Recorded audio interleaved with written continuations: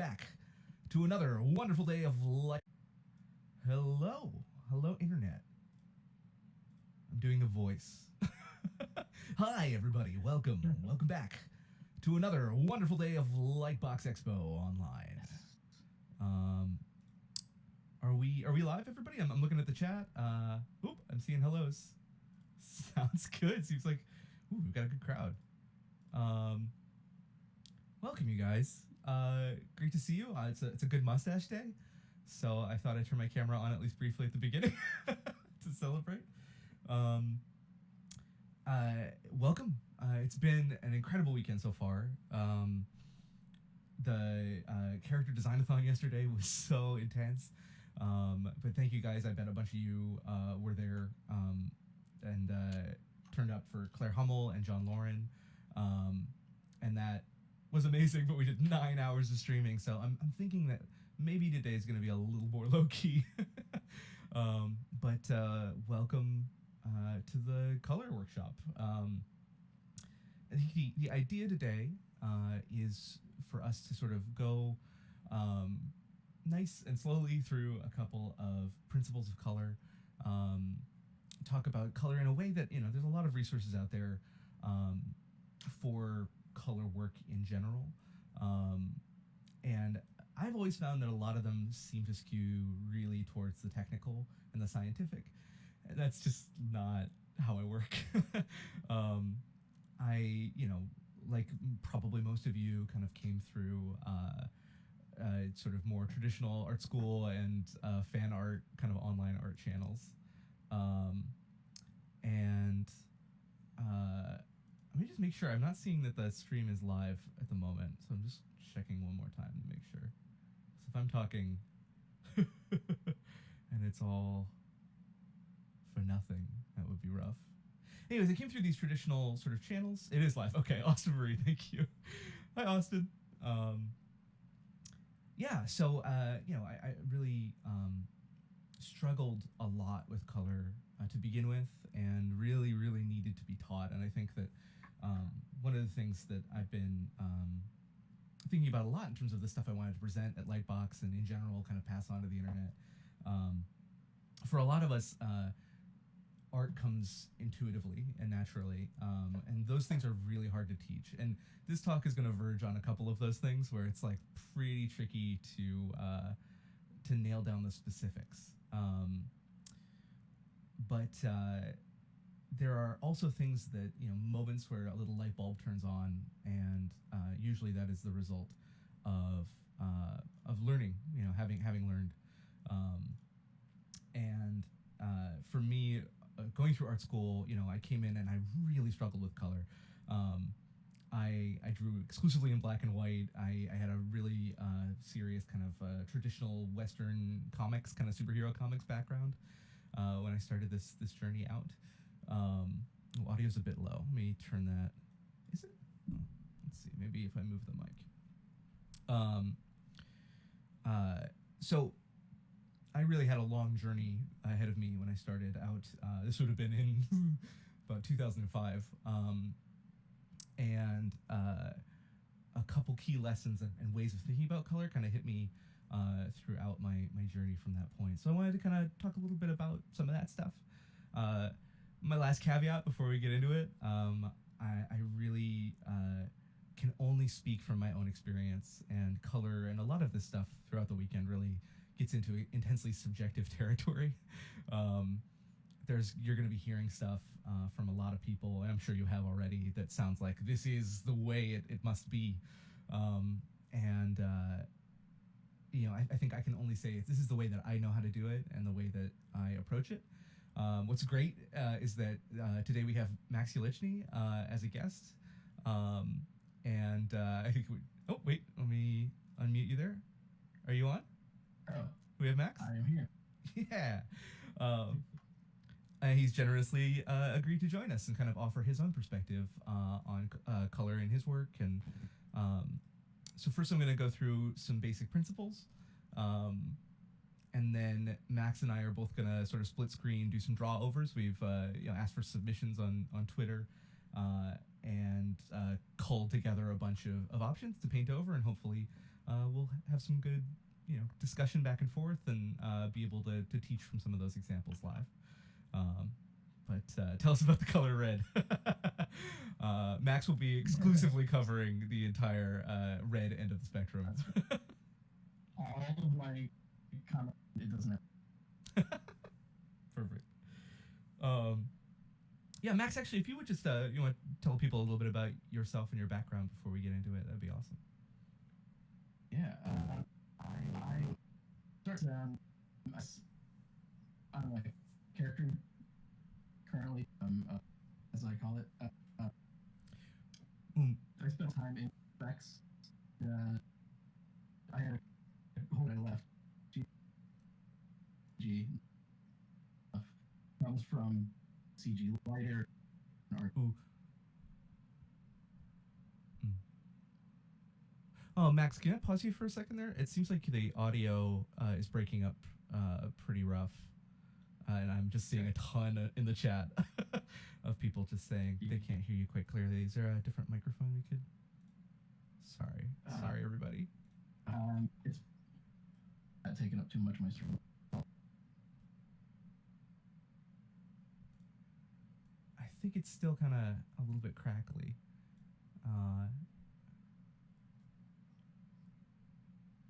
I think it's like a mic problem on your end for the time being. I think, am I coming through clear, everybody? No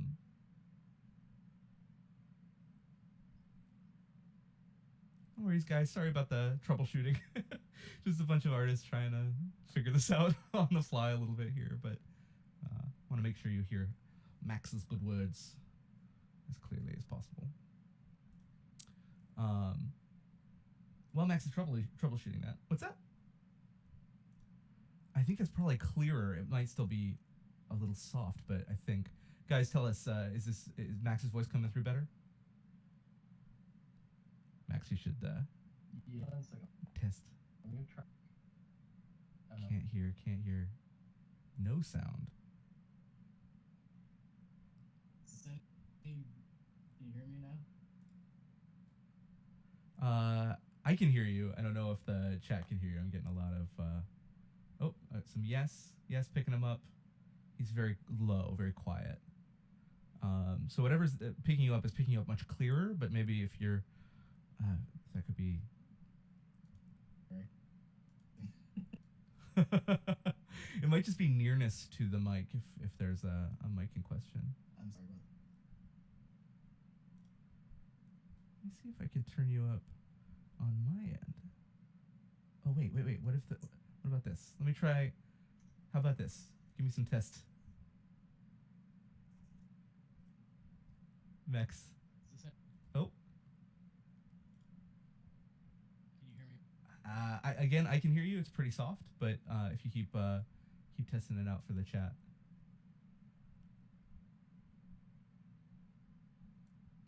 Testing. I can't hear anything from you if you're speaking right now, dude. Better. It's good, but I think it's still quiet. I've turned you up. Sorry, guys. This is tricky. I've got all the way up. I think whatever you had just previous to this might have been a little bit better. Not the first thing, but the second thing. Oh, troubleshooting. Almost. So close, people say. It's better. It's better than before, but it's we're definitely getting a clearer feed, so that's good. I'm trying all my different mics on my computer. This sounds okay. Is it okay? Should I here? Tolerable? I can hear you now, they say. It's definitely tolerable. I think it's a little quiet. But I'll try and maybe I'll be a little bit quieter. Maybe I'll move away from the mic. And then people can adjust their volume so they can pick us both up. They say workable. Can you tell if this is... I cannot. It's still super quiet. Don't know.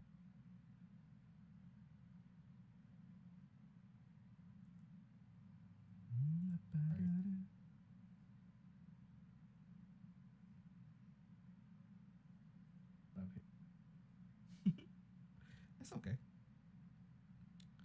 I'm gonna sort of start in on talking about some color principle stuff, and then we'll just kind of test sound throughout, um, since we'll really be getting into it with the paint over stuff, anyways.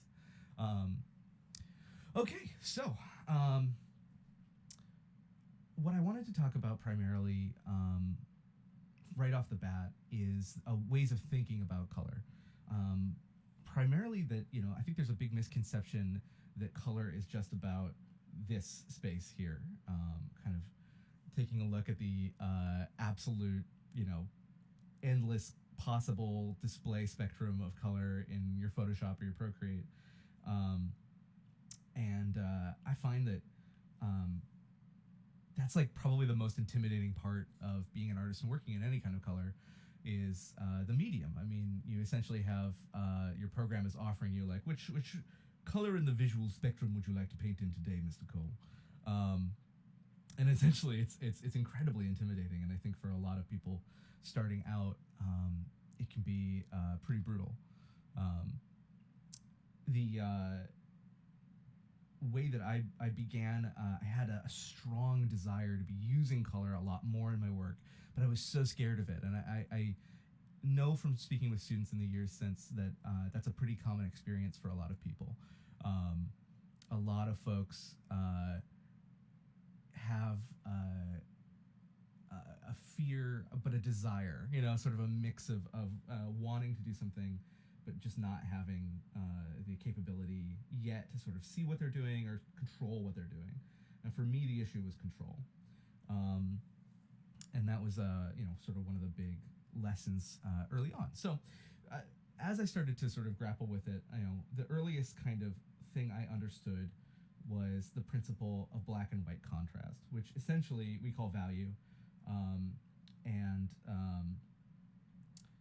that is sort of one of the first building blocks of composition, of drawing, of kind of the way that we come to the work that we do. We have a line or a space without a line, and that's pretty much it. You can throw down the charcoal, you can leave an empty space or erase a white space, and that's a principle that pretty much everybody can understand really clearly. One of the things I didn't have a clear handle on was kind of things kind of along this spectrum, which is to say not just dark to light, but saturated to desaturated. So that would be my second kind of principle to you, especially when we're talking about color, would be to talk about saturation versus desaturation. Now, as I talk about this, the whole concept is that color is communicative. The work that we do as designers and illustrators is essentially a kind of storytelling. We are attempting to draw the eye, to sort of focus someone's attention, to pull what a viewer is seeing into focus in the work that we're doing. And the language of that communication is contrast. And so these different types of contrast are ways that we help to bring attention to the places in a given design, like a single character, but also, and I think we'll probably talk a lot about this since a lot of the submissions were illustration pieces of work, in the scope of balancing the composition of a whole piece. One of the biggest revelations for me, and this is not a perfect sort of visual, I find anyways, was color contrast across the color kind of spectrum, complementary color contrast. What we mean by complementary colors, again, going really basic here, but colors that sit kind of on the opposite ends of the color wheel. The classic one is blue-orange. And you'll find that blue-orange exists across all concept art as one of the primary ways that people use color to get your attention. That's we've just created Finding Nemo right there, essentially. Boom. That is the principle of contrast working. You have your giant blue world, your orange protagonist, and who's your secondary character? Dory, who's blue and fading into the background. So it's a principle of design there that they're using in Finding Nemo to use color to draw your attention. Another pair that you see a lot is kind of purple sitting on the opposite end of the color spectrum there, and red green, which Max is a master of. Max's feed is wigging out completely. Sorry, Max.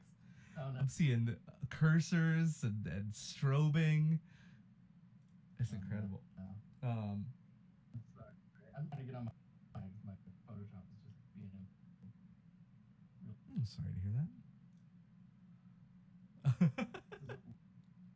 what even see what I'm If you check out Wow. Twitch, it's pretty spectacular. It's kind of like a firework of cursors. Wow. Interesting. I'm sorry. Let me see if I can that. Okay. I'm gonna keep an eye on the call, but for now, I'm gonna take the video feed out of the Totally fine. stream so that Yeah. there's this strobing happening on the side there. Okay, so back to color contrast. Complementary color contrast is so funny.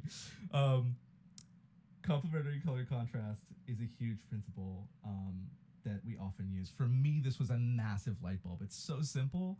It's almost stupid simple. It's one of the things that I don't know why I didn't get, but just the exact same way that black to white contrast works, colors across that color wheel create a friction.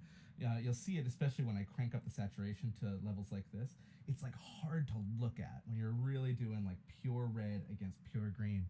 There's kind of a vibration on the screen, almost like a buzz in the pixels where the two colors of the highest possible contrast meet. So we'll call this complementary contrast.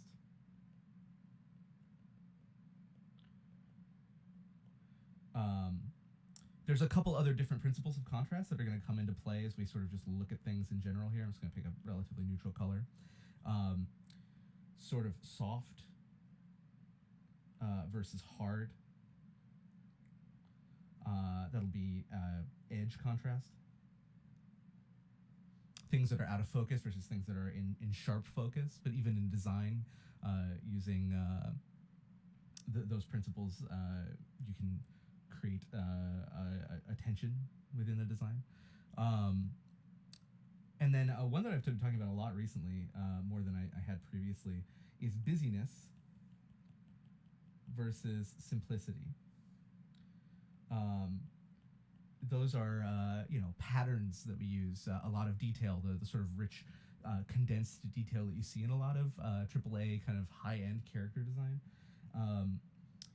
When you create a space visually that is predominated by detail, simplicity can be a sudden break that you can't look away from. You can only be held sort of staring at the moment of simplicity.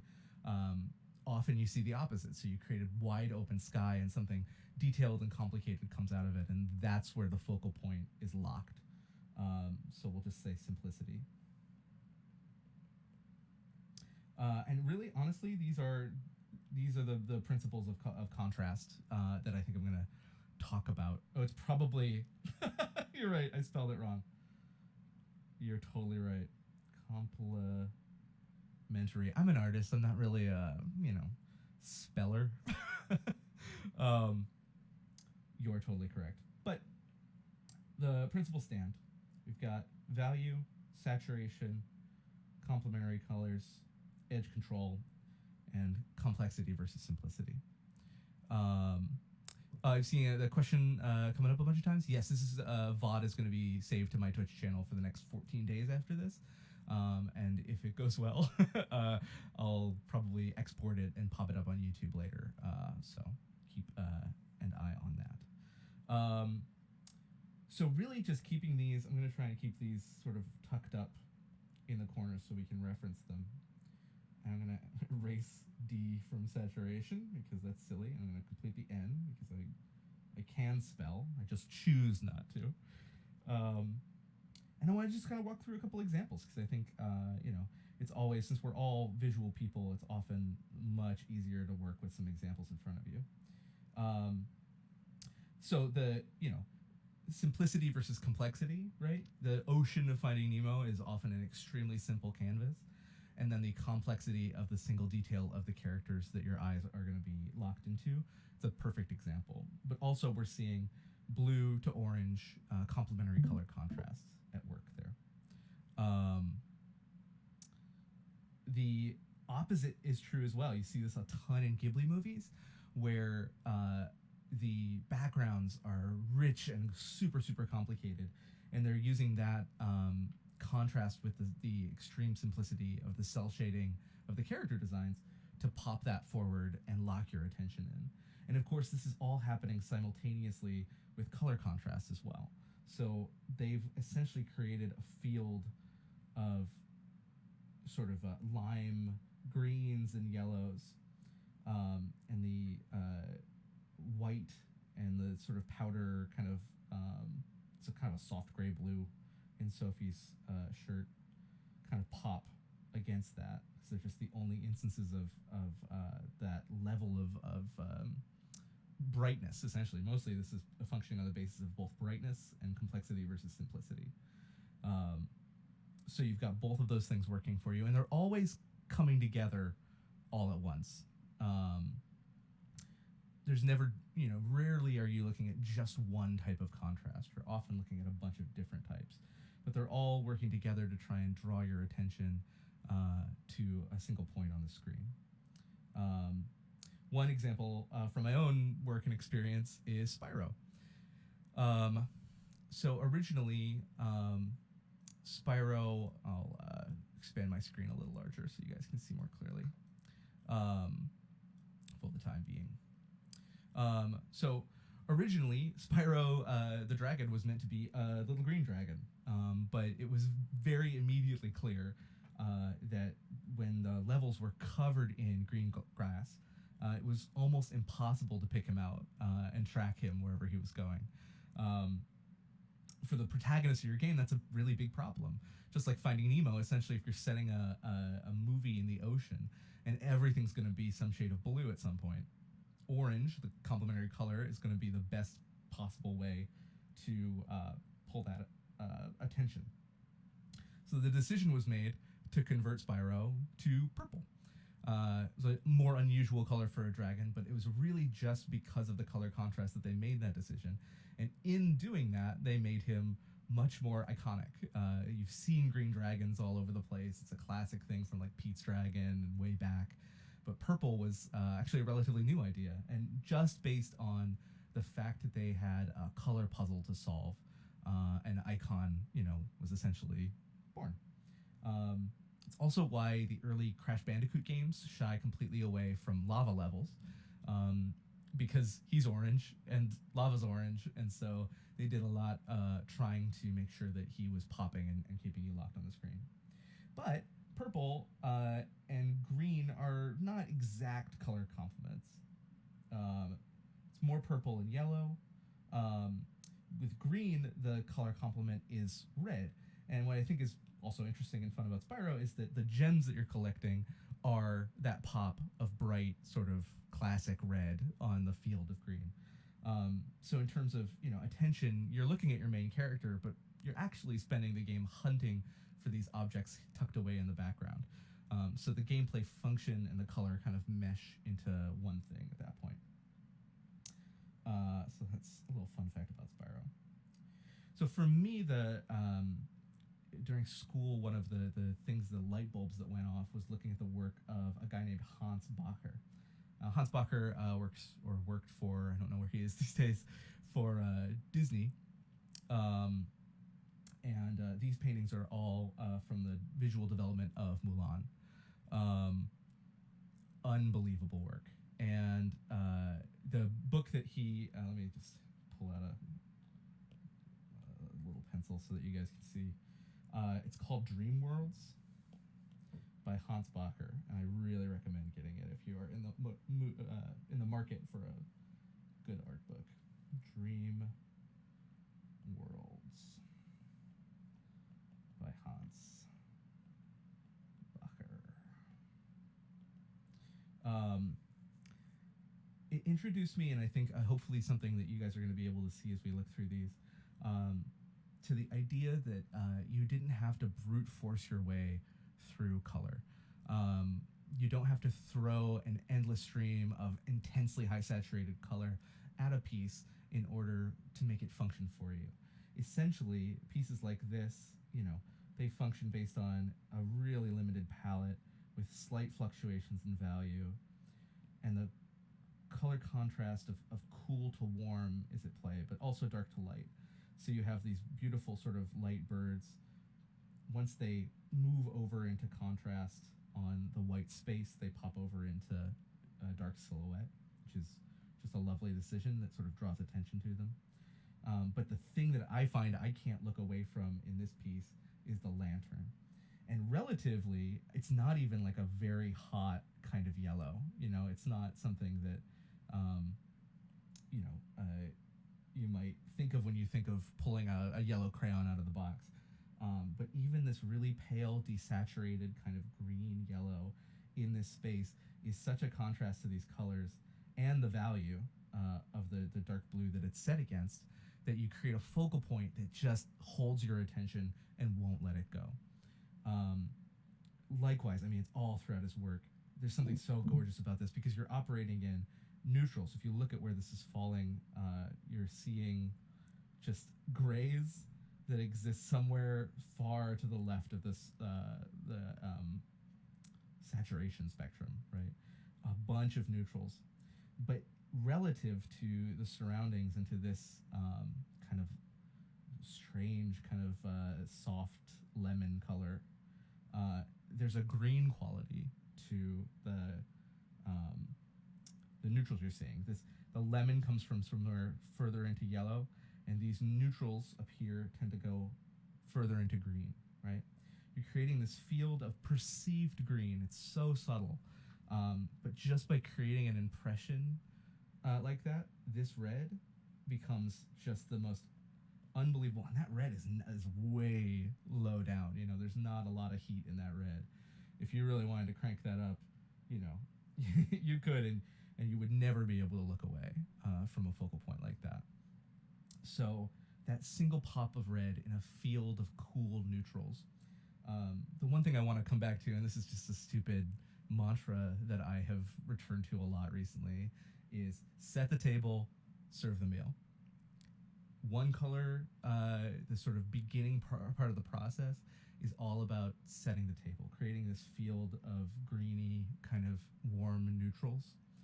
Serving the meal right in the middle of this beautifully set table, right onto the tablecloth, right onto this big white plate you've created. There's your area of focus. That's it. I mean, honestly, if you learn nothing else from this stream, and if you go away with nothing else, I think that color is so subjective. There are no bad colors. Literally, like, all color is so valid. And when I called out for examples of people's work, I was shocked by some of the stuff people thought that they needed to fix, because there was no issue there. Color, to me anyways, the way into color is through its function. The way into understanding how to do really great color that catches people's eyes, that sticks in their memory, that really holds their attention in a way that affects their emotions even, you know, to really get into the psychology of it, is to draw their attention with it. And that's pure function. And function is, you know, a result of contrast here. This is barely even color. I mean, you're looking at essentially one color. You know, you're looking at blue going from a sort of more something a little bit deeper to something a little bit greener. Something deeper into, I mean, sort of the purple-blue spectrum towards a greenier blue. You'll find also I'm not big on color names. Like, I don't know what the names of the paint tubes are. So cerulean, maybe. There are a few. I'm a huge fan of Prussian blue, and so this looks like Prussian blue to me, but I don't know if that's the technical term for it all. But even with, you know, you have only one instance of extreme contrast here.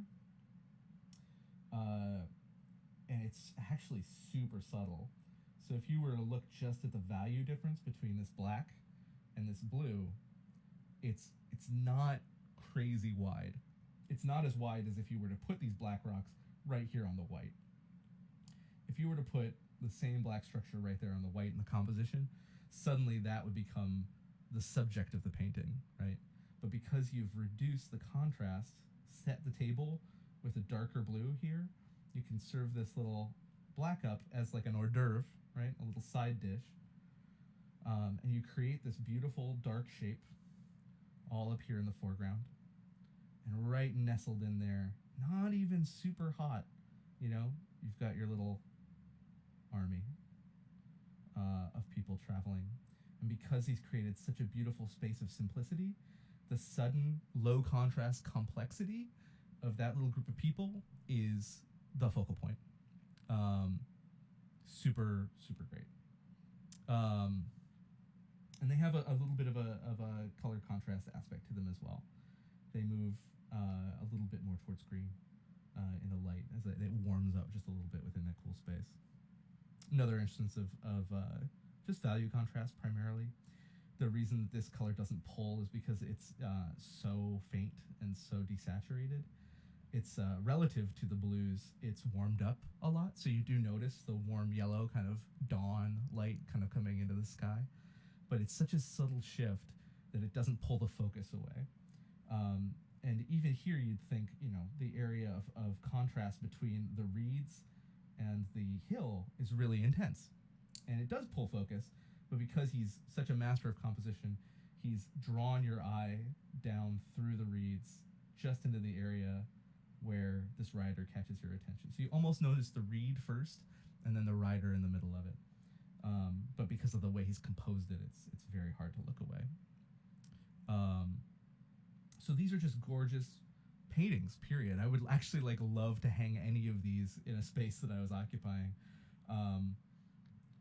I just think they're beautiful works, and it's not something that somebody had to spend days and hours sort of grinding at to get just right and balance well. It's something that with the right mentality, just the elegant composition, control of value, light to dark contrast, and color contrast, you've got my attention completely. This is also from Hans's book, just to nail down the way that light dark contrast is working under the surface. A lot of examples that people send over with asking for advice in color actually wind up being pieces that need to be adjusted in terms of their value, black and white contrast, and composition. That would be a whole other talk about how to lay out an image in a way to draw your eye just with black to white. But it's also a principle of color. The darker the color, as you desaturate it, as you move it away from its complementary pair versus moving it towards the complementary contrast, towards brightness, towards saturation. If you get all three of those going at the same time, yeah, you've got a rock solid focal point. All right, it's my big fanboy moment. The Prince of Egypt. I'm going to drop this link in the chat. When I was prepping for this talk, I went and looked through my Prince of Egypt art book.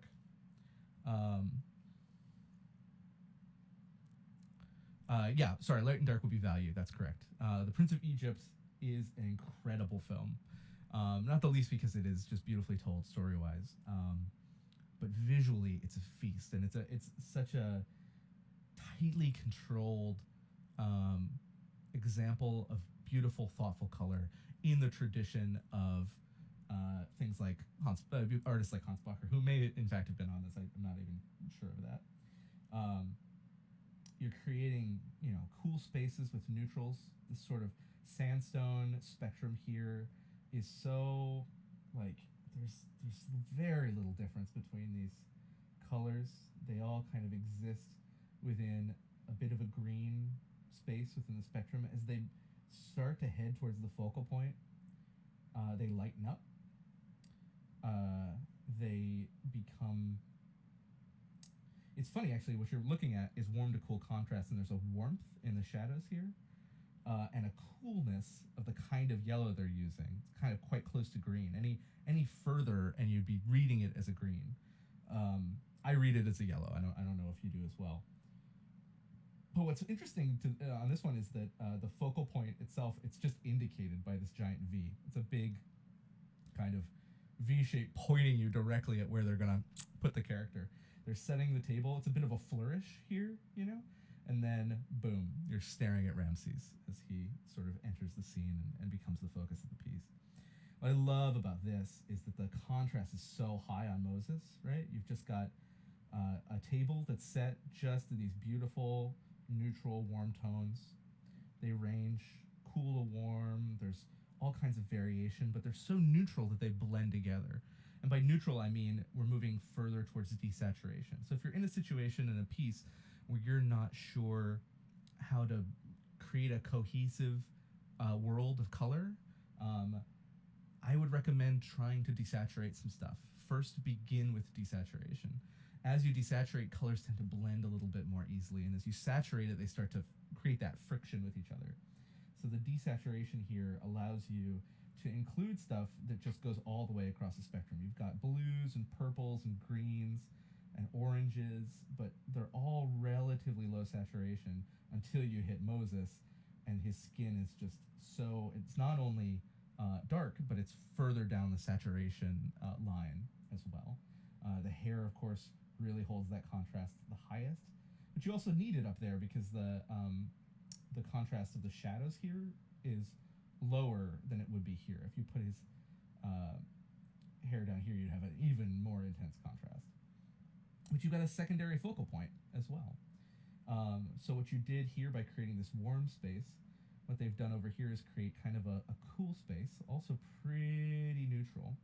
And as you go further up this arch, that's becoming warmer and warmer and more blended. The difference in value is less and less intense between these colors up here.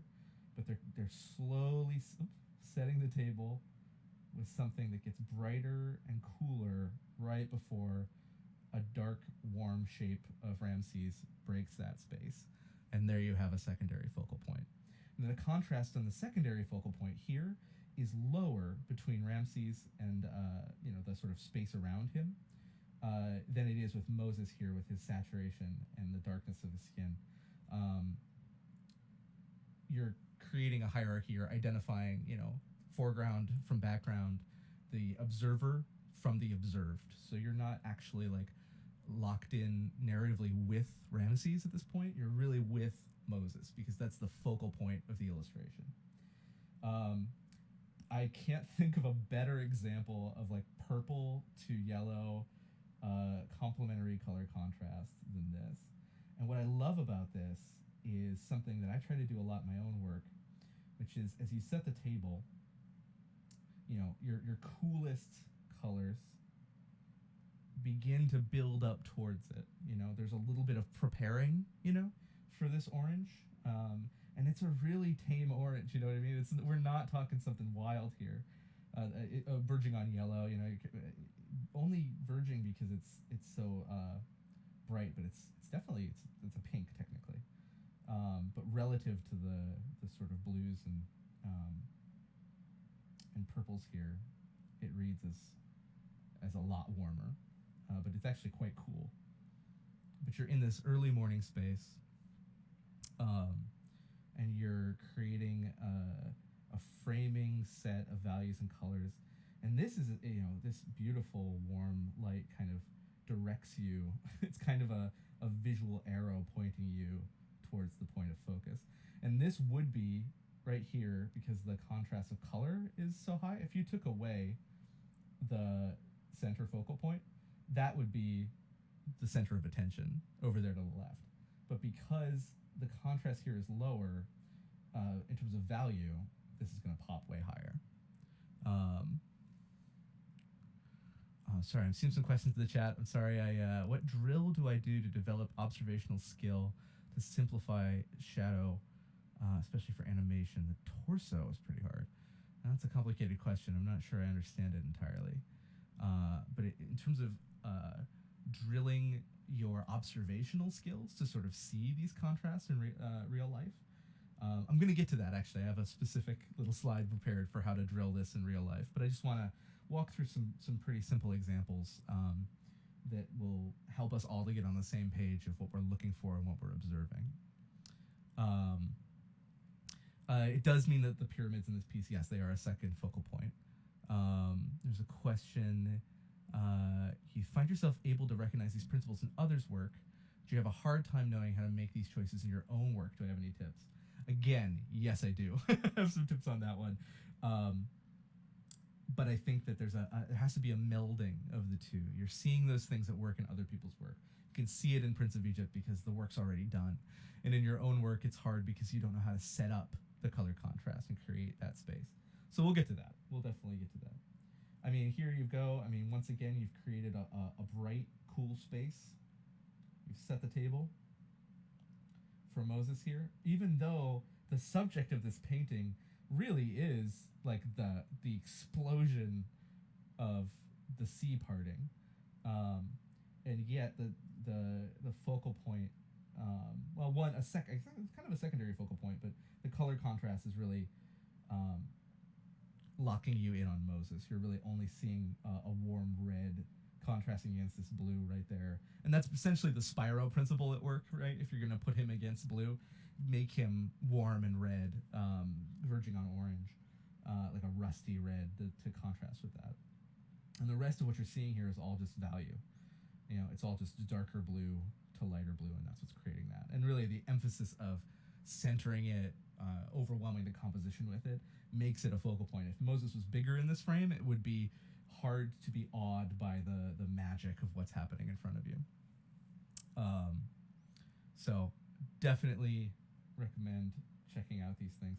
Last thing, I mean, this frame, I couldn't find anything that wasn't this blurry, but it almost works in our favor, right? Because it simplifies everything down to just a couple colors. But we've got this strange kind of lemon yellow that they use, and I think it's probably because it's one of the colors that gouache comes regularly in, and a lot of this was created very traditionally in gouache.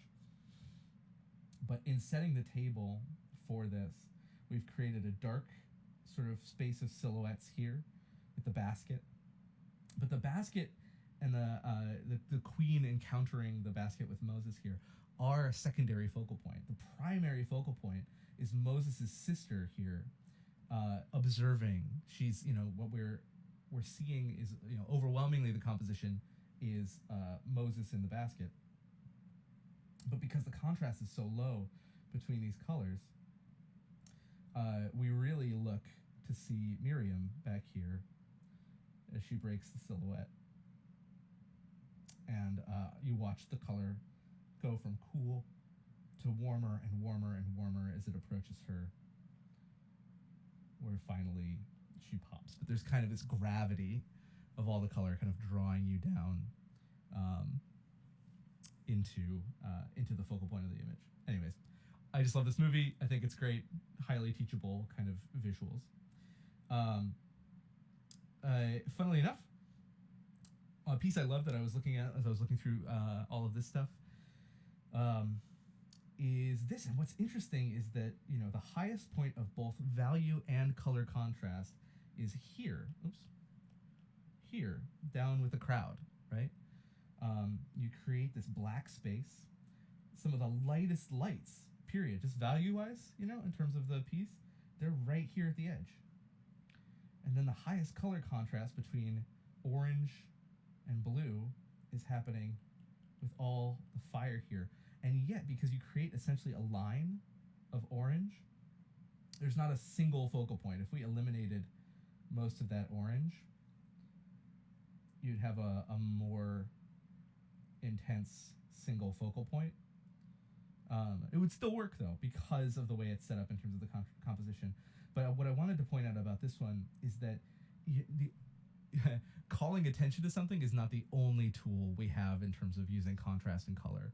It's also hiding something and letting you discover it.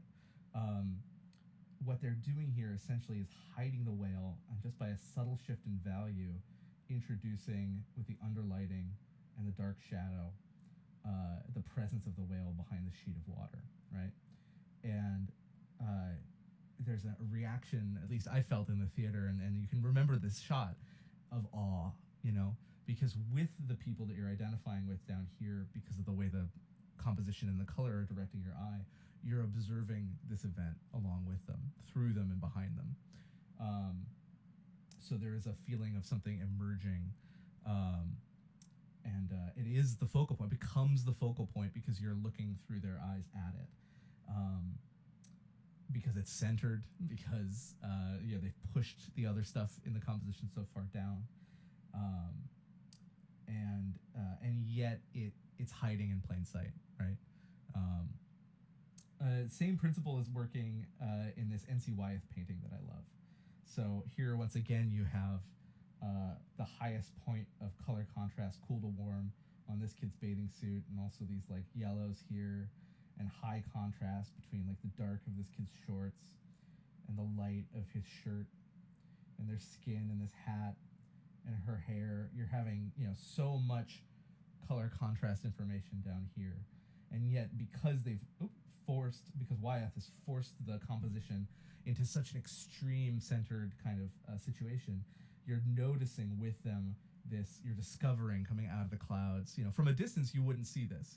From across the room in a gallery you wouldn't know what you were looking at quite. You would notice the children first, and the moment you come close enough to it, suddenly, boom, the giant walking through the clouds reveals itself. And the moment of discovery you get to participate in along with the children because of their playing with contrast there, is wonderful, and it makes this piece the sort of thing that you would want to hang in your own home. Enough about that, but also not enough, never enough about N.C. Wyeth. I am just a huge fan of N.C. Wyeth, and I think, again, just another example of working smarter, not harder, not throwing so much detail and brute force at a composition to make it work, but thinking about principles of contrast, composition, and color to hold your eye. So this is, again, another really blurry one, but essentially this image is black and white. You've got really low contrast on the tree right here. You've just got the sort of modeling of snow and that sort of thing happening through the branches. Its contrast frames perfectly a dark spot for this character's white snow to pop from. So once again, he's set the table and served the meal, but you never get a green as green as his hat anywhere else in the painting. This guy goes into blues, but none of them are quite as saturated or as this green, and it's such a subtle difference. Like, it's a very simple shift over, but that green is unique, and it creates a focal pop. Otherwise, this piece sort of exists entirely based on value contrast. Again, this is my favorite Wyeth painting. I think it's just so good. This is another one where the point of it is to sort of hide something in plain sight. So you're creating dark, cool spaces, a bright place setting with the clouds here. Suddenly, the only place where you're creating this white, this kind of cream color. The sky's blue, like, it doesn't occupy much of the painting at all. It's obscured by trees everywhere except where it wants to begin to lead you in to the focal point of the piece. And then you get the warmth of their skin against, they're blending in, their costumes hide them in the same colors as the leaves and trees. But the pop of warmth of their skin right here draws your eye suddenly to that spot. So that is that. And then, just to be sure, we're not talking just about traditional painting. We're not talking about stuff that can only apply to certain styles of artwork.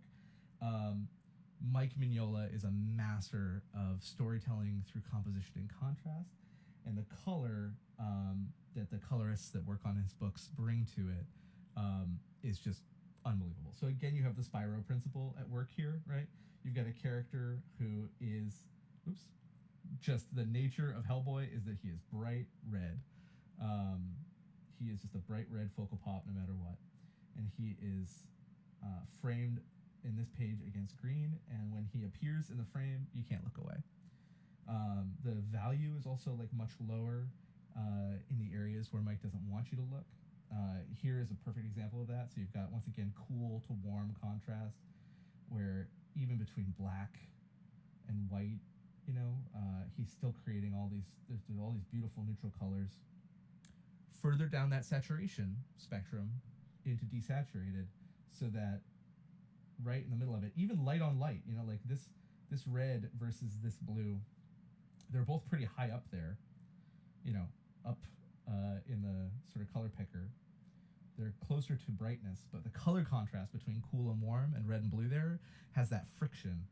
So there's just no way that Hellboy isn't the focal point of the whole piece. And another thing that I do a lot that you'll see in a lot of video games, especially video games like League of Legends, where you create a green space, right? The map is green and cool. You're looking down on it at characters. You're primarily looking at their heads, that's where you want to make sure immediately I see their heads, I see them moving, I see them attacking. So Hellboy's, the red of his head, the focal point closest to the center of the composition, is much more saturated than the red further down. It's a simple gradient, but the drive to focus up to that point, right in the center, has a lot of gravity to it.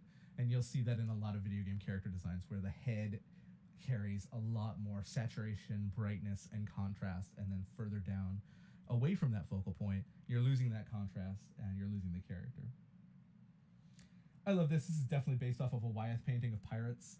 If you look it up, Wyeth pirates, you'll find it in the Google Images search. I forgot to include it in this little presentation, but basically, once again, you're creating this light-dark space. And what I love is just right between the cool, neutral shapes, or rather colors of his coat. And what I love about this, his coat has like 3 colors. So it's not all about blending and creating gradients everywhere. But the red is really desaturated on Hellboy so that it has a kinship with the grays of the coat. It's not so high contrast that it's popping everywhere, because what they want you to look at is the wound in Hellboy's chest. So good. Everything here kind of builds towards setting the table for that pop of red, and then that red relates to the title, and you've got just a beautiful composition that hangs on color. So, whew, that was a lot. That almost took the full hour. So sorry. That is a lot. There's a lot of people still here, so I am grateful for your attention. Those are some of the big light bulb moments, honestly, for me, is just setting the table, serving the meal.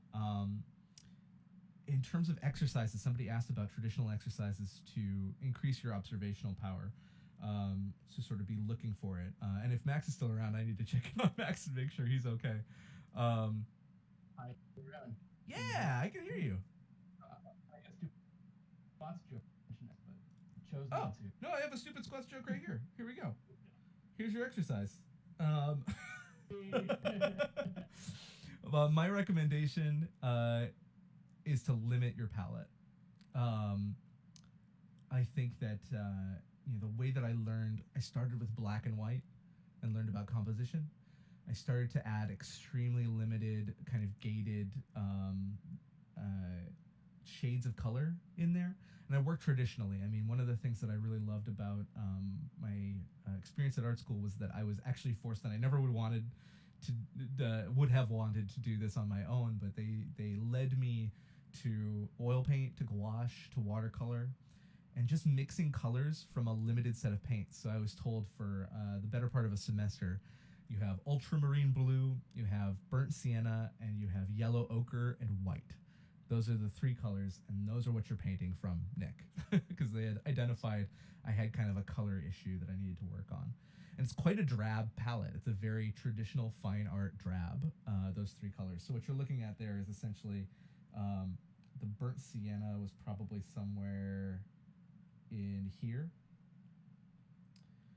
Ultramarine blue, I mean, you're pretty deep into like here, maybe a little more chroma on that.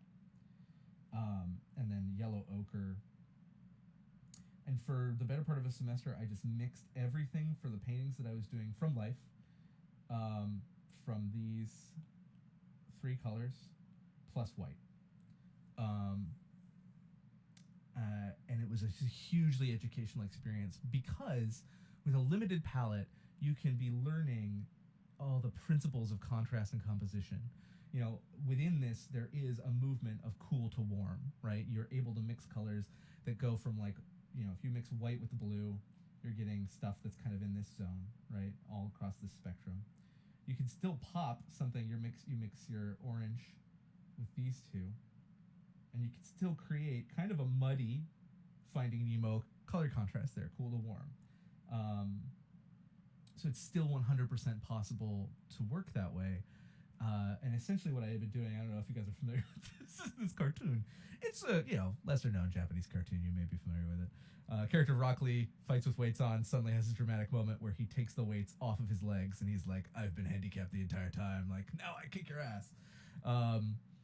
He sort of willfully gives himself a hurdle, um, so that he trains himself to be even stronger. So once you take those weights off of you, you're going to be so much stronger. So if you limit your palette just to practice color contrast, creating, setting the table, serving the meal, setting the table, serving the meal, trying different pairs, do a lot of red green, do a lot of orange blue, do a lot of purple yellow, and then begin to introduce other colors into that palette.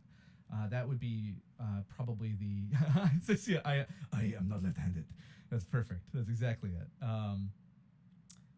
I really, really, really would recommend doing exercises to limit the palette. Digitally speaking, you can do that, and I think that you can download palettes, color pick from palettes, and commit to. I'm just going to use the colors that I can sort of get within a literally downloaded limited palette of options, and practice in that. Just do studies from life. Try and get as much juice as you can from something limited. And that way, when you start to build and add, like, okay, now I want to add my, kind of greenier Prussian blue that I love so very, very much.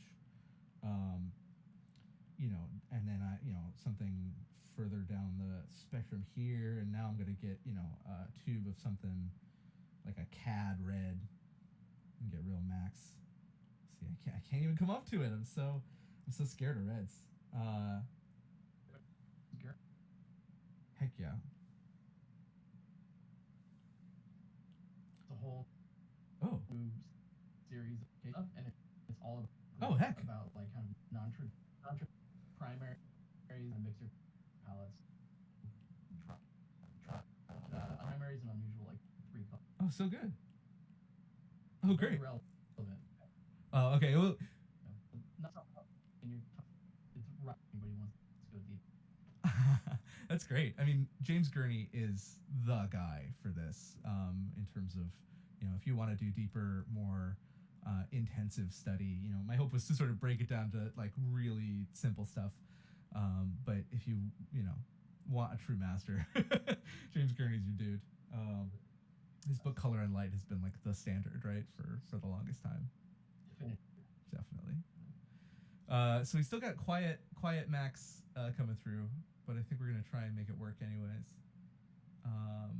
Should I just be okay when I do this? I think so. So Max, if you're down, I mean, let's split this screen again and start doing some paint over stuff. And I'd love to hear actually just from you for a little bit. People can turn up their volume and I'll shut up. I'm so this stuff. It's an educational experience, like live on stream, to figure out how to stream. But yeah, I'll throw, if you want to share your screen with me in Discord, and then I'll throw you up there. But I'm using my camera instead of my screen. Okay. Cool. Let me see. Right now, I'm not seeing. Oh, red is best. Fight me. That's the one. All right. Is that the screen I'm looking at? Okay. I'm gonna put that up right now. Nope, that's the wrong window. Now, there we go. Red is best. All right. So Max, I'd love to hear from you about what you reckon.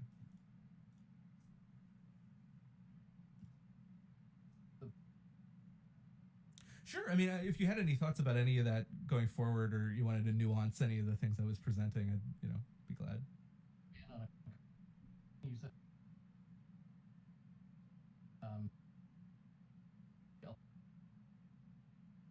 group. I that's to build on that. Um, Grouping your values when you don't have much content in one is really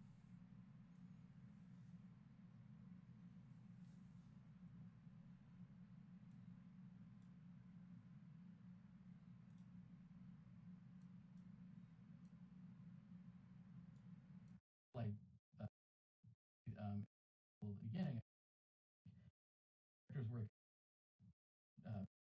in high, mids, and lows.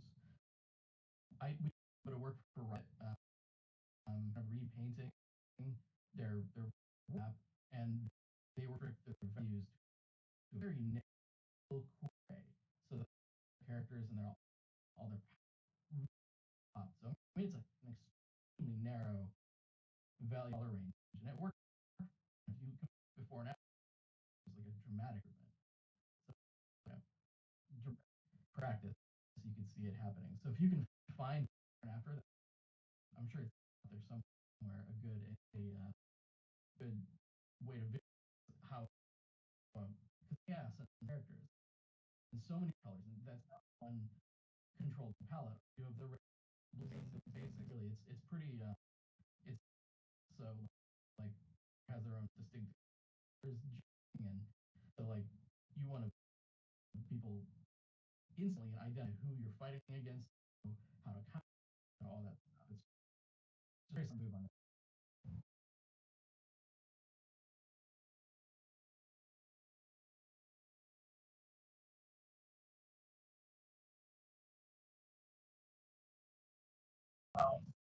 I know how to fix that on my side as much as I can.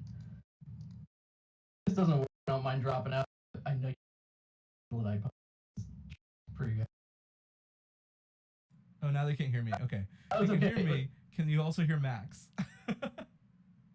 Not a matter of volume. Okay. All right. They're telling me they just can't hear you at all. Uh,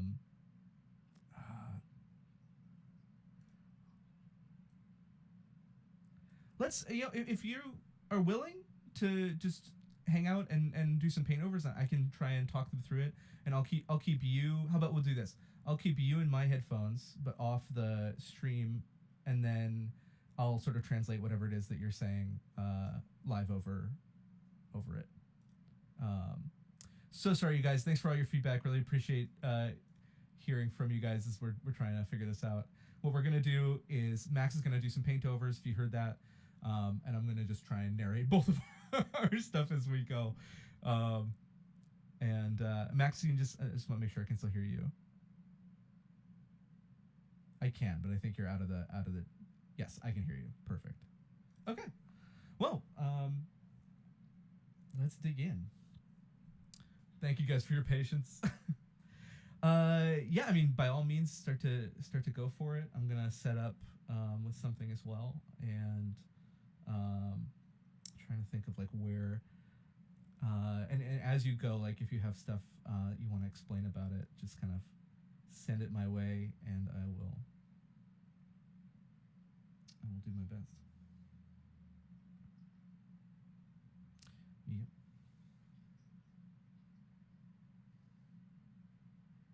Mm-hmm.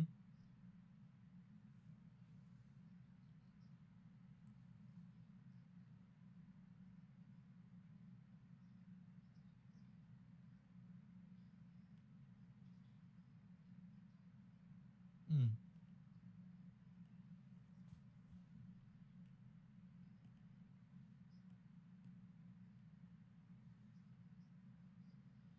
We'll have to go in like little chunks so I can translate for you while you're talking. Um, so let me.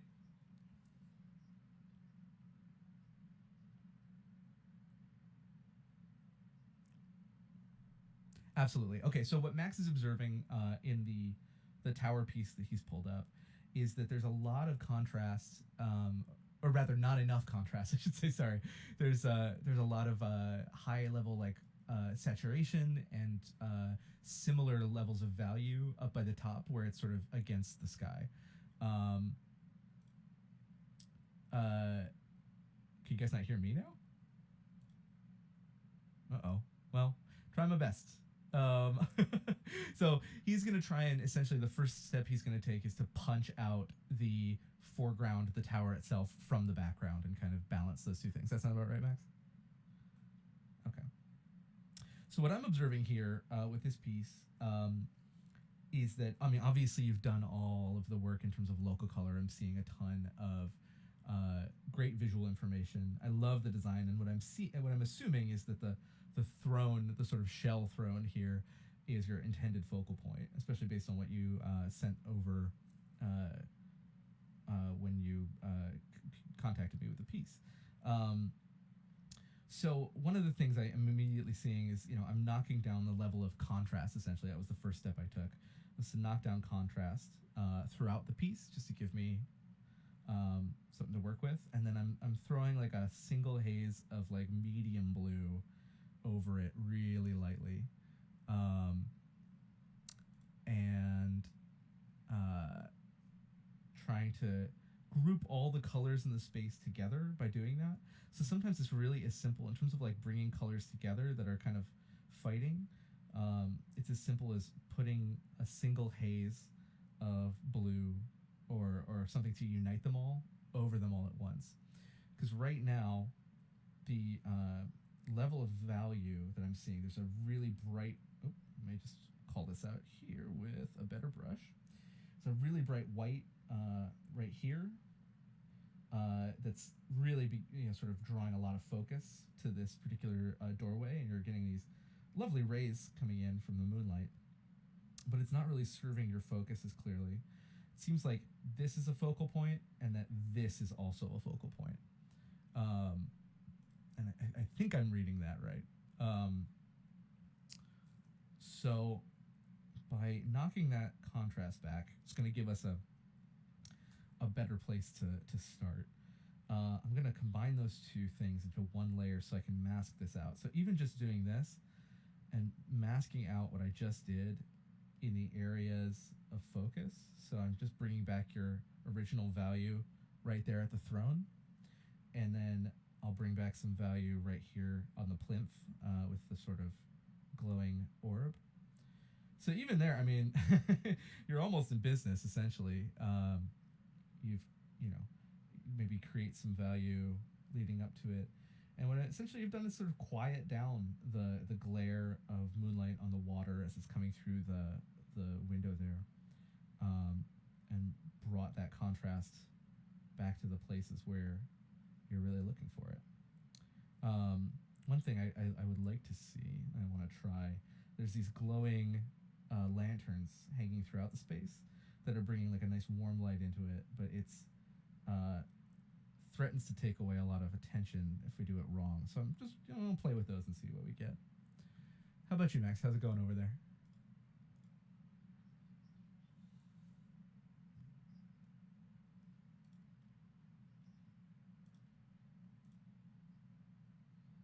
Mm-hmm.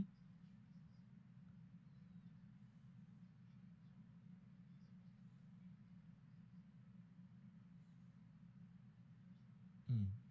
Yeah, so Max has sort of stepped down the contrast and value of the sky to the left of the tower in particular, where the bright like light isn't hitting it, so that the contrast of the shadow of the tower stands out against the value of the sky. Is that about right, Max? Nice. So I'm seeing there's already a difference between like warmth and cool colors depending on where they fall in space here. Max, we can see your Discord. Oh, goodness. Sorry, guys. I don't know how that happened. Doxing himself. No, I think it was me. This is, how many artists does it take to screw in a light bulb? Um, we're all good.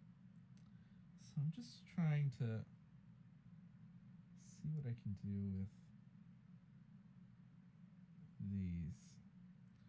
So I don't want to lose the local color. Obviously, if they're glowing in the space, they're not going to like be blue.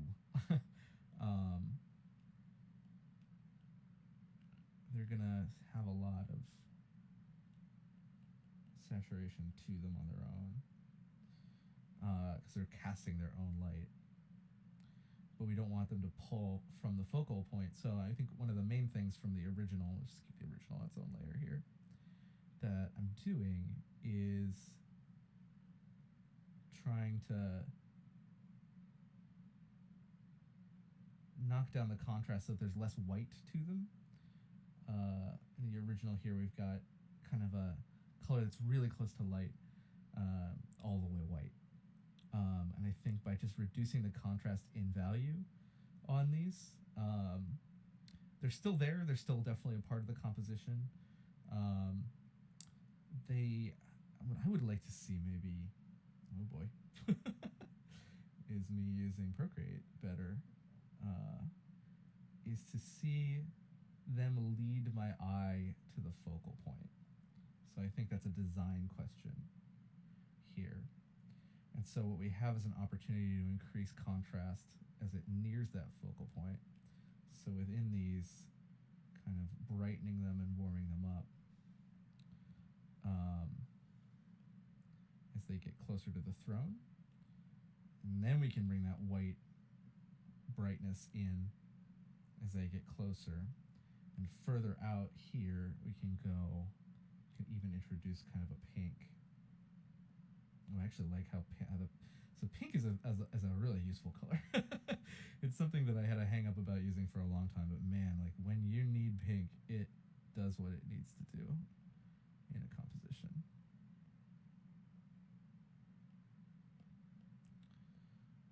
Let's see.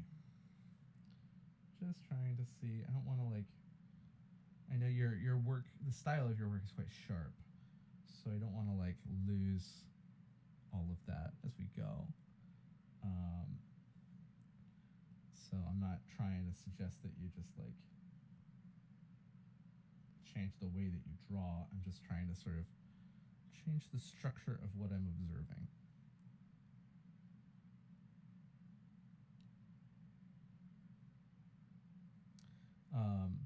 So again, the difference right now is between that original, and these are currently my changes there.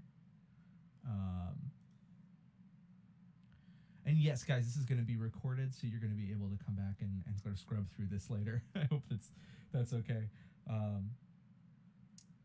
Another trick, since we have all these on one layer, I want to try is just sort of playing with layer modes and seeing what we can get. So I'm going to blur them. And then I'm going to just try what will hard light get us. And I don't like that. No. Yikes. There's a couple layer modes I use reliably. Overlay is one I really tend to like. But this is not giving me what I want. So but it will help me cool it down. So right now you're seeing a lot sort of pinker light because I've created a very pink overlay layer, and if I erase that as they get closer again to that focal point, the focal center of the piece, I think that's pretty good, and it still gives you a second color. It's not all just sort of versions of blue. And let's just, why not crank this up all the way?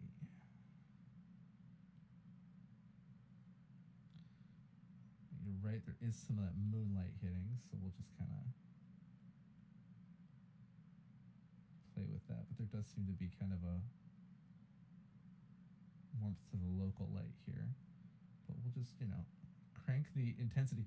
You can use out of the box kind of fuchsias here if it's your focal center. And it can be pretty tasty if you've built up to that point, right?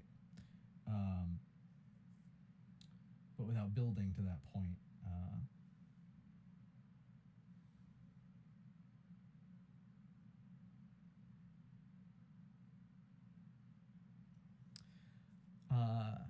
is Max having the image focus better by changing the contrast, or did the amount of smaller details affect it since you painted over it in large swatches? So would you say it's more to do with detail or contrast that you're adjusting, Max?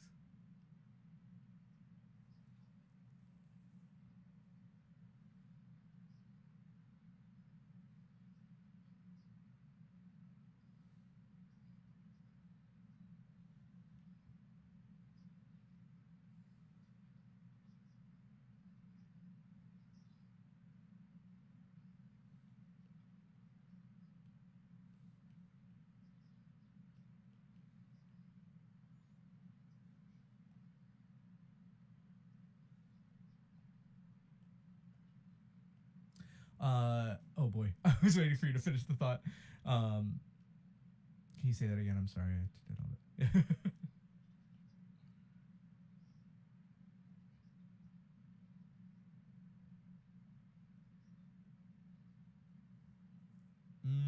I like that.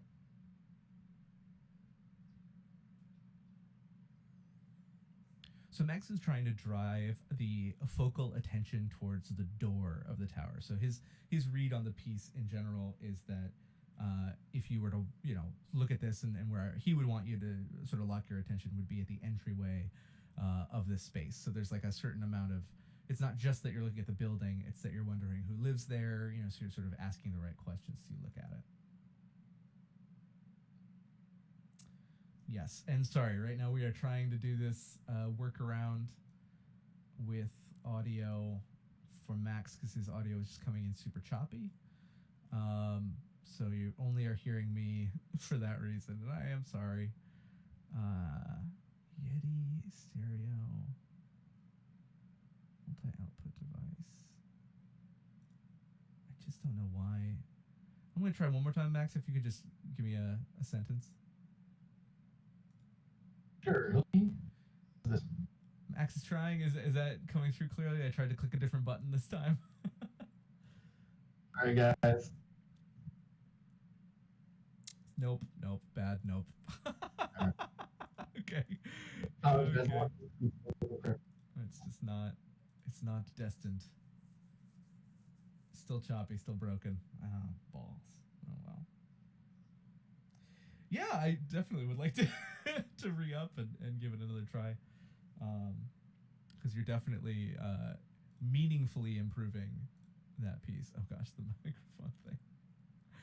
You sound like Shodan from System Shock. I don't know what that is. I don't know that it's a compliment.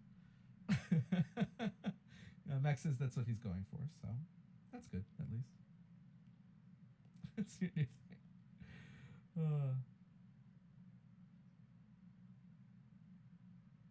I'm gonna add a big shiny mark on this glowy thing over here. Let's see. Just trying to hack at this bit by bit.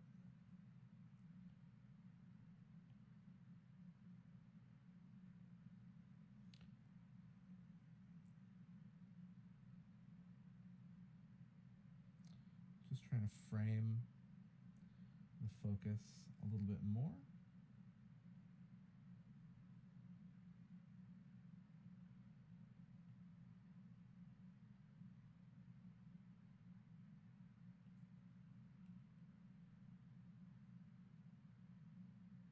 I'm not a big one on like, oh, I need to know exactly where the light source is coming from. Like the science of it doesn't interest me as much as like the effect in the end of what it is I'm looking at.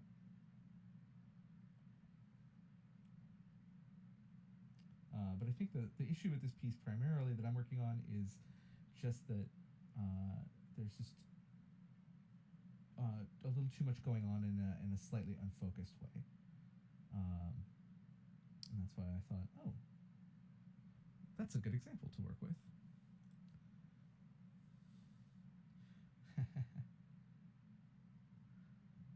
Oh, yeah, there you go. Look at that sky. That's much improved. Very good.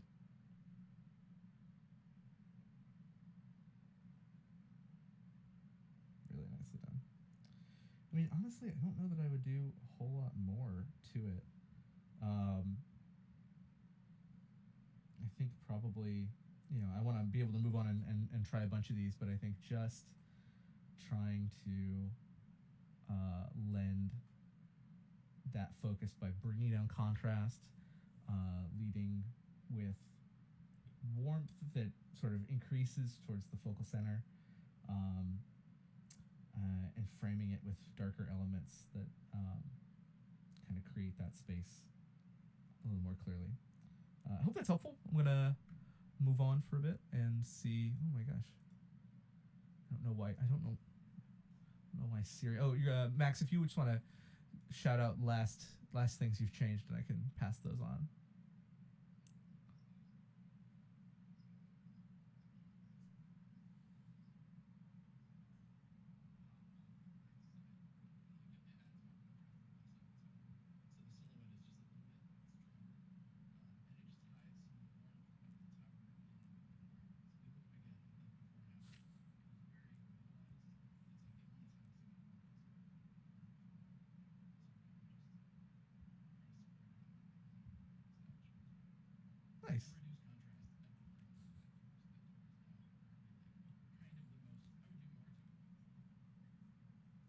looks so good.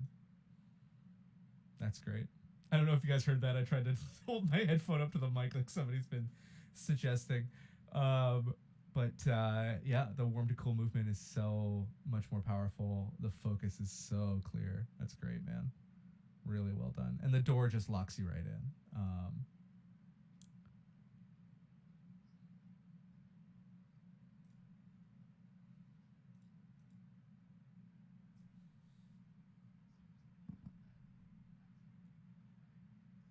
Nice. All right, let's try something else out. Let's see what we got here. Um,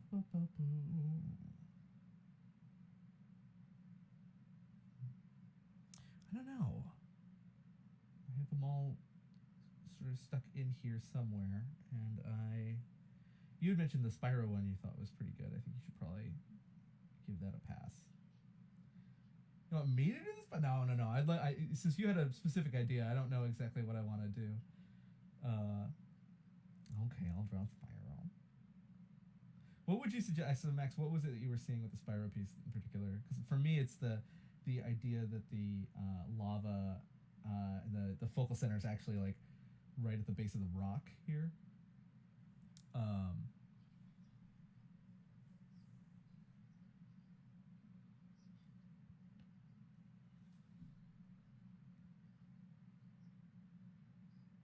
oh, okay, gotcha, nice. Okay, yeah, I think so.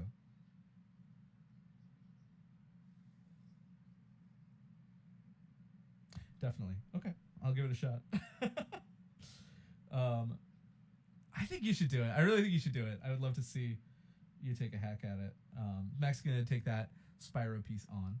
I believe that's by Peyton on Twitter. And I am gonna take a hack at these guys.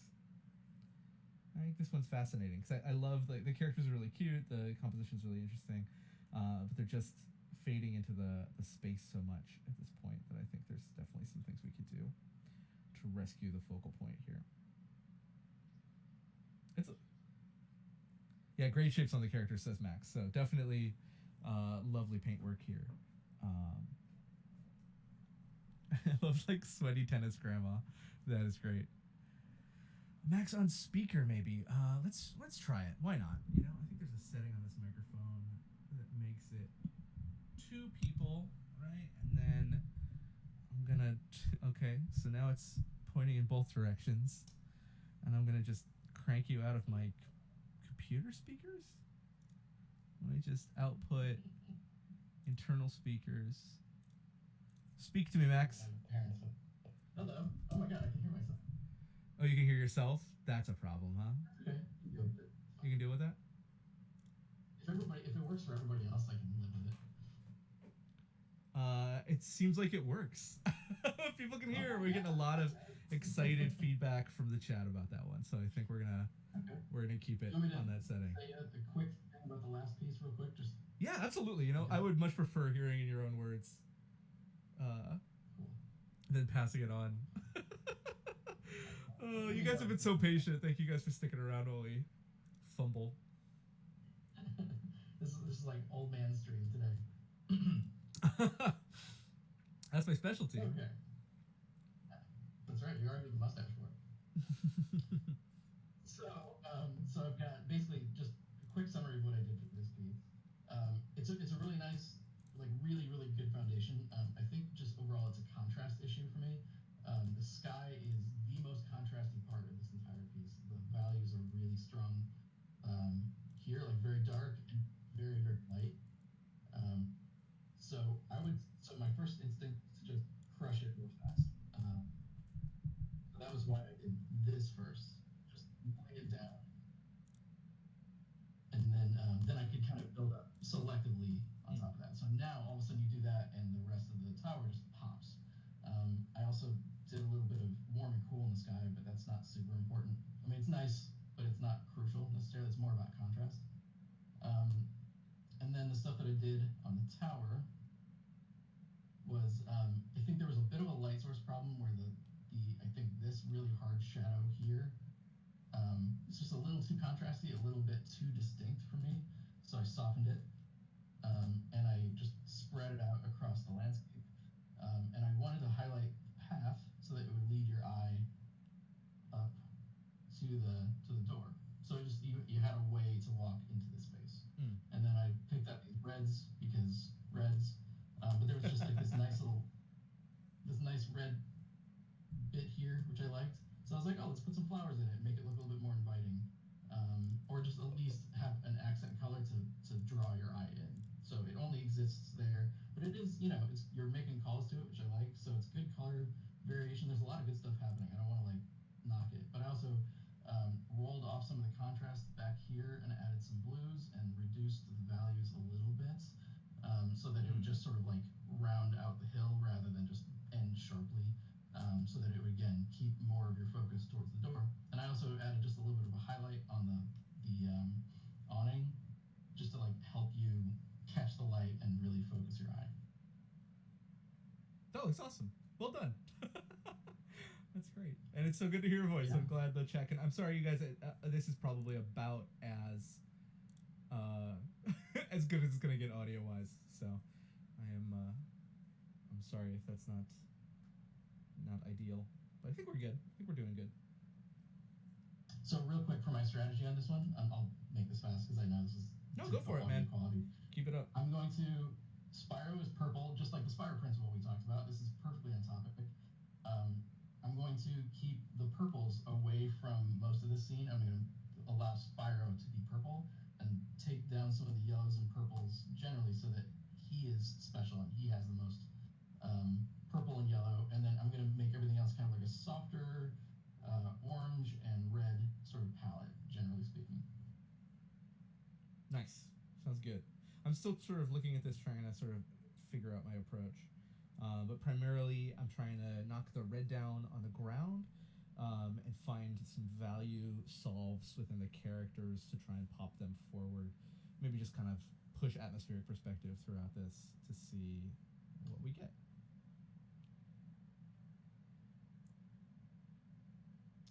And now the silence of iPad work. So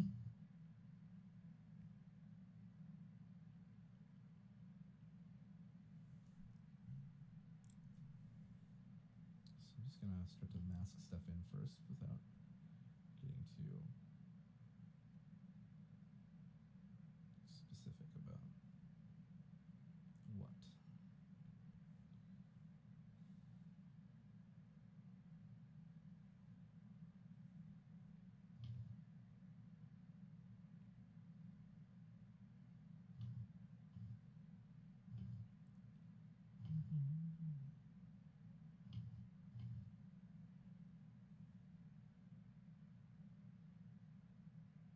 Just a little bit of hazing goes a long way there. Multiply. Really soft. I should sing. I should not sing. You are wrong about that, my friends. I am tempted always on stream to sing, especially when I put music on, but I feel like it's audio poison. I know at this age, like, I am fully out of touch with what is cringe. I don't know. I don't understand it. I don't know why everyone is so concerned about it, but I definitely know I've lost my cringe radar. I'm pretty sure I know one thing, and that me belting loudly like the theater kid I really am on live stream, while you just can't not listen, like that would just, it's poison. I think it is poison for the ears. I shan't do it. So I know I said I was going to minimize purple, but I am going to roll it off towards cools on this because I think it's just red has a natural. You can cool it off and warm it up so much, and it just does a lot for you. So I'm going to really lean into that here. Nice. Yeah, I like to live on the more fuchsia side of my reds, but it's mostly because I'm a coward. I generally do too. I like it.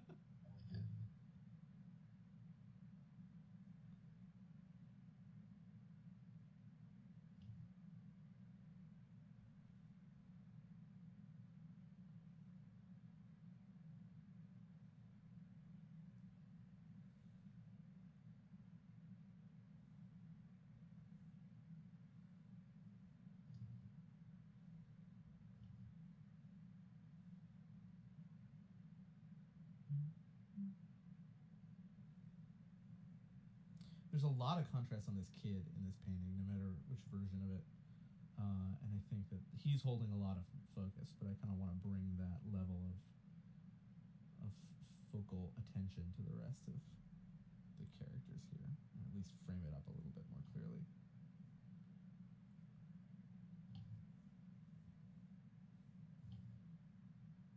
I'm adding a bit of steam here. I think it'll just look cool, but it'll also reduce the contrast against the background, so it kind of leads your eye up, so the contrast isn't like hitting right at the lava level. Steam and haze, it's a classic concept art trick, but we use it so often. Out, right? It's a classic for a reason.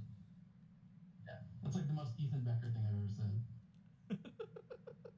I like that kid. I wish I was hoping I would see some of his streams this weekend, but I've been so all out. Have you watched any streams, by the way, while you've been working? I'm trying. I'm not keeping up with as much as I'd like, but I watched Victor and Thomas Fluharty chat yesterday, and I've been watching some little bits of things, but it's hard to keep up with other people's stuff when you're trying to do your own too. It's so true, yeah. It's like that at the real convention too, IRL. Totally. But at least this time you're not stuck to your table like you were last year. Yeah, exactly. You can get up and pee and eat. It's amazing. Sometimes the 9-hour stream I did yesterday, I felt like at some point I had to like ask the chat's permission, like a teacher in grade school, like, can I pee, miss? Like, is it time now? Are we good I here? honestly don't know how you survive that. I'm not sure. I mean, that's superhuman. You understand that. It was pretty wild, though. It was really, really helped by the fact that like Claire and John joined in. Yeah. And just having somebody else on the stream just makes it so much more fun. Just to like keep the energy going, because otherwise it's just you become very quickly conscious of the fact that it's just you talking alone in a room to yourself. Oh yeah, just like normal, right? Yeah, exactly. Except then I do sing. It's just me and the worst vocalizations I have to offer. So I want to call this out real quick. This is something that I do a lot. This rim light is a little too strong for me. I think rim lights are really easy to get off. Just to add too much contrast, right here is a ton of contrast. So like that green and that yellow and that red is like oop, oh no, what am I doing? Stop it. 1 second. But it's just too punchy for this area, so I want to try to make sure that Spyro is the punchiest. What did I do? What? Oh no. Oh, sorry, there I am. So I'm just reducing contrast. I'm trying to minimize the rim lights and kind of eliminate most of them. In this case, if I wanted to add one, I might add one to pop the back of Spyro off, like with a cool color. Like a limited cool color. Let me try that. Might be too much, but I'm gonna try. Right. I just pulled a. What the heck? There we go. I'm trying to just knock back some of the contrast, so that the interaction between the older woman and the kid referee holds the center of the focus here. And I think before there was a lot of the fence and the ground and stuff like that were really competing pretty heavily. And it's cheating, and we're still using a really strong red on the ground here, but the movement between like a cooler kind of fuchsia towards a more saturated kind of cadmium red, I think is going to help a lot. But I think just cutting her out in terms of value from the background is important. I really liked. There was a professor, our big like perspective teacher in art school, and he taught us all these rules about perspective. And then the main thing he landed on at the end was sort of like, if it looks wrong, it's wrong. And I really like that. That advice always annoyed me, but it's true. Or you want the more like science solution, or? No, I think it's totally valid. Like, it took me a while to understand what people are said when they meant when they said things like that. Mm-hmm. You know, ultimately it just like early in my career I was too obsessed with getting things like physically accurate because I'd learned all this stuff because of CG about like how to light, quote unquote correctly and get the physics of light to work the way you want. But it's like at the end of the day, if it looks stupid, just don't do it. Like you have to. Mm-hmm. It's all about editing and choices and everything else. What I'm realizing as I remove this too is this is an interesting movement towards this intensely saturated green that goes straight off the composition over to the side here. And what I've done by hazing it back into sort of a mistier purple kind of space is eliminate that. But there's a good instinct there. It's just headed the wrong direction. It's like you just need to pull the switch on the train tracks and like throw that green in reverse. And where's my green? Come on. And throw that closer to your focal center. But yeah, I mean, we talked earlier when we called before the stream, and you like have a much more technical handle on like the whys and wherefores of color. And I've been thinking about that a lot since, because I think like there's just so many different ways in to this kind of stuff. Yeah. But I really liked it. It was cool to hear from you. One of the people I learned from early on, and it was I'm the reverse of that. Where you were hearing things like if it looks right, it's right, and feeling angry, and I was like, yay, that's what I want to hear. And then I was hearing things from I think it was Sam Nielsen, so Art Samich, who was like doing like ambient occlusion passes in his character designs. Yeah. And I hated it. I was so mad. I was like, that's not art, that's science. And now I totally do it. Do it all the time. Completely. Oh, it's a good tool. Yeah, it's the way of kind of what would you say? It's sort of like abstracting a useful and realistic feature. It's not realistic in the strictest sense, but if it gets the job done, who cares? Exactly. Yeah. Yes. That's the thing, and I came around to it eventually. Being like, okay, all right. I see the value of the more scientific approach, the more structured approach. Yeah. So the last thing I'm going to do to this is I'm going to step on some of these really saturated kind of primary secondary colors. I think this is working pretty well though. Let me take a look at the original.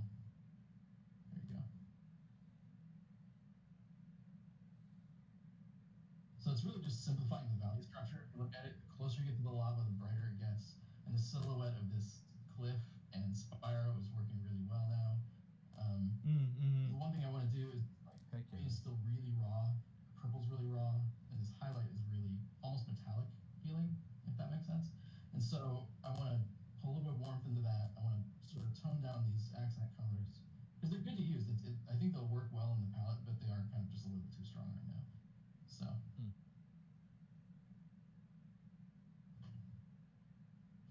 One thing we talked about in our chat earlier was kind of crayon box colors. Yep.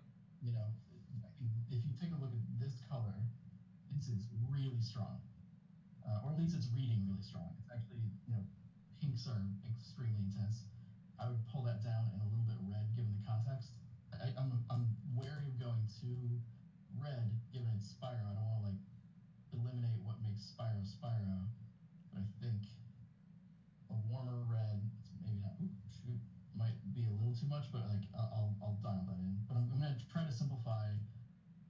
See these like disconnected islands of bright and dark. I'm gonna try to pull those together and group those values so they make a more cohesive shape. So I'll start with the actual color that's there just for simplicity.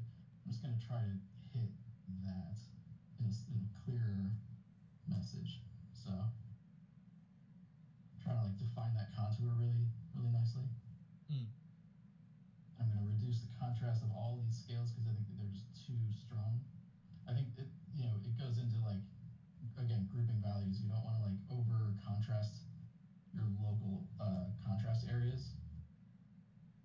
So you just want to make a clearer, simpler statement with your values. So that's where things like, you've got kind of 3 lines here. It's like this really like orange, black, or it's like purple, orange, black, black. It's a lot. It's kind of an echoing, and it's making the silhouette a little hard to read. So I'm just going to define that front plane because he's got. Correct me if I'm wrong, Nick. You're the expert. Does he have kind of a boxy nose up front? Yeah, definitely. I like to turn the Cool. form there. In the model, it tends to soften out a bit, but I really prefer the sort of boxy thing, and I think that with the Yeah, art style of the piece, that works really well.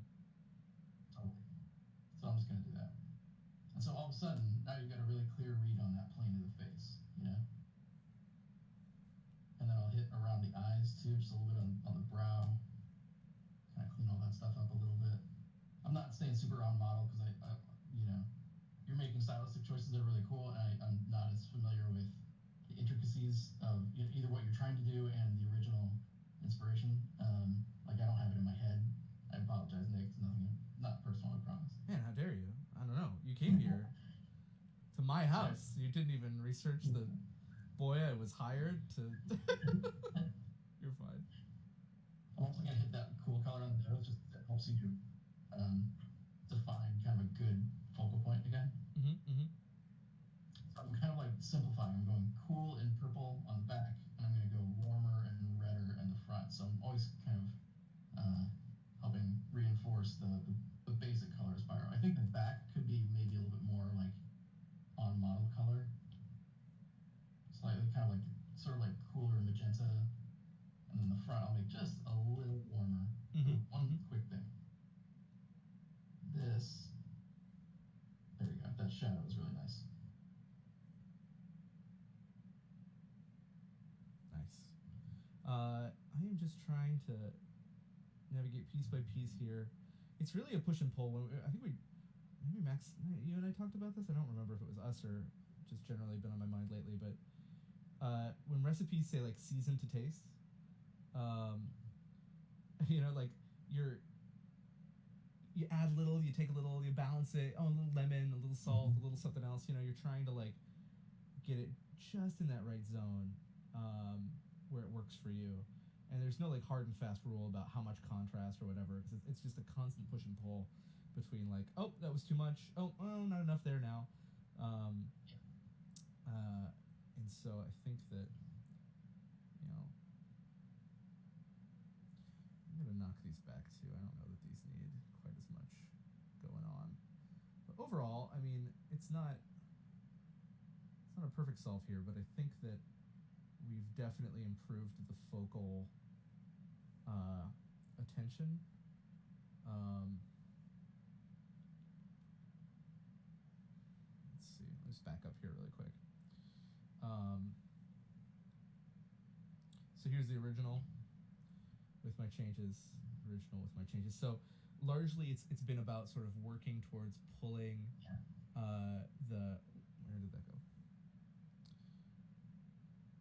Pulling the interaction central to frame kind of into focus, um, so that you really don't feel like you're bouncing all around the piece too much.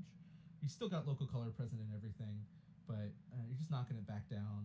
It's kind of like you're hitting this haze that doesn't really exist in real life. That's kind of knocking back the railing there, but you can kind of blame that on a lens flare. You can you even go like pretty dramatic with it, and own that. Um, Let me see if I can create the effect. Throw some bokehs in there. Uh, Everything's better with bouquets. Knock those way back. Throw a layer mode on them. I don't know. You know what I mean. Kind of get that summery haze. Another little trick I like to do sometimes is like, this isn't the piece for it, but I just I think it would be funny to throw the kitchen sink at this and just like little dust particles with your magical moment caught in the light, right where the camera is focused. It really changes the tone of the whole thing. Now they're in love. Now they're just now this this little lad's trying to move in on his girl. What are you doing? He's standing right there, little lad. Mr. Steal Your Girl. Mr. Steal Your Girl over here. Offer her a towel. Do it. Okay, I'm gonna call this done. Oh, that's awesome, man. Great job. So one thing I did on the gems is I reduced their contrast dramatically. So I turned the form. See, I've got that like rim light blue color kind of popping on them, but it's the same value more or less as their silhouette. So I'm not hitting it as bright as I did on Spyro. So I'll do a little before and after before I go on this. Do it. Yeah, there you go. There we go. Oh wait. So all that yellow and purple is just a little redundant for Spyro. So I'm trying to like reduce the value contrast across the board so that Spyro is the focal point. Nice. And just a little bit of atmosphere helps. So there you go. Good deal. Cool. We're moving on. This piece live. Next piece. Okay. I think I got one more in me. How about you? Cool. Yeah, that sounds good. Let's see. I'll save these as PSDs or something so you guys can play with them later and break down what I did. That's generous of you. I like this. Oh, I'll charge him for it though. There he is.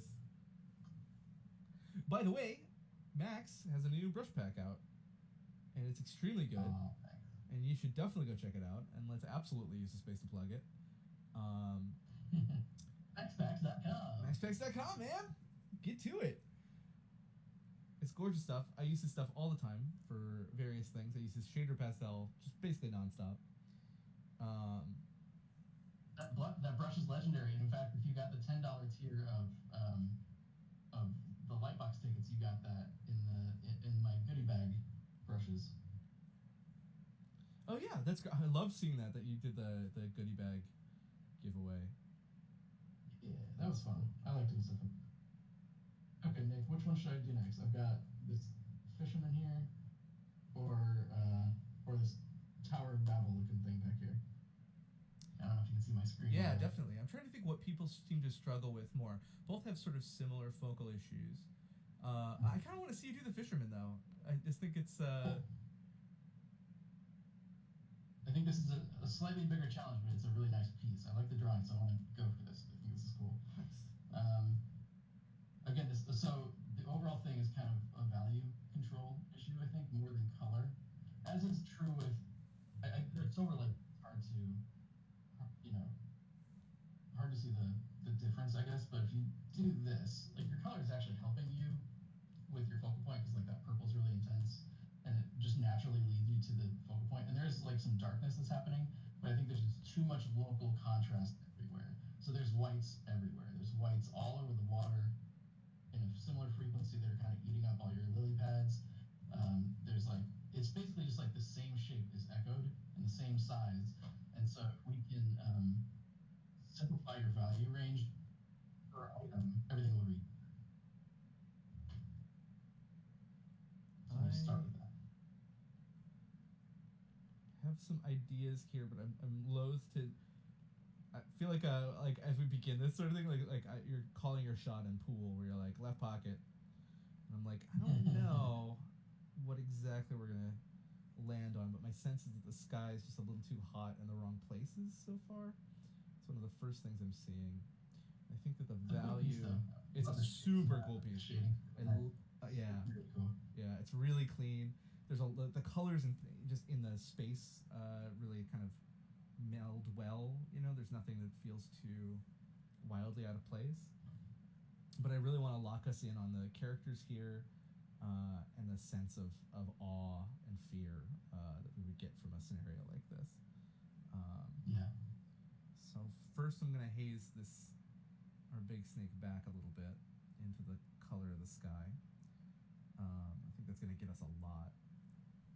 We still want that scale too. contrast, but it's all about that scale. You just want to to feel the enormity of this spirit kind of emerging out of the clouds. So already that's getting me a lot more what I want.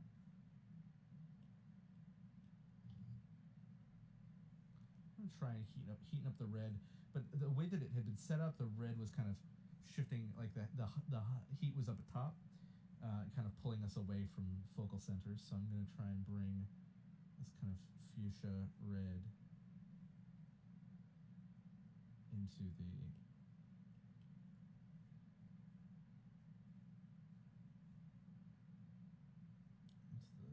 focal center zone.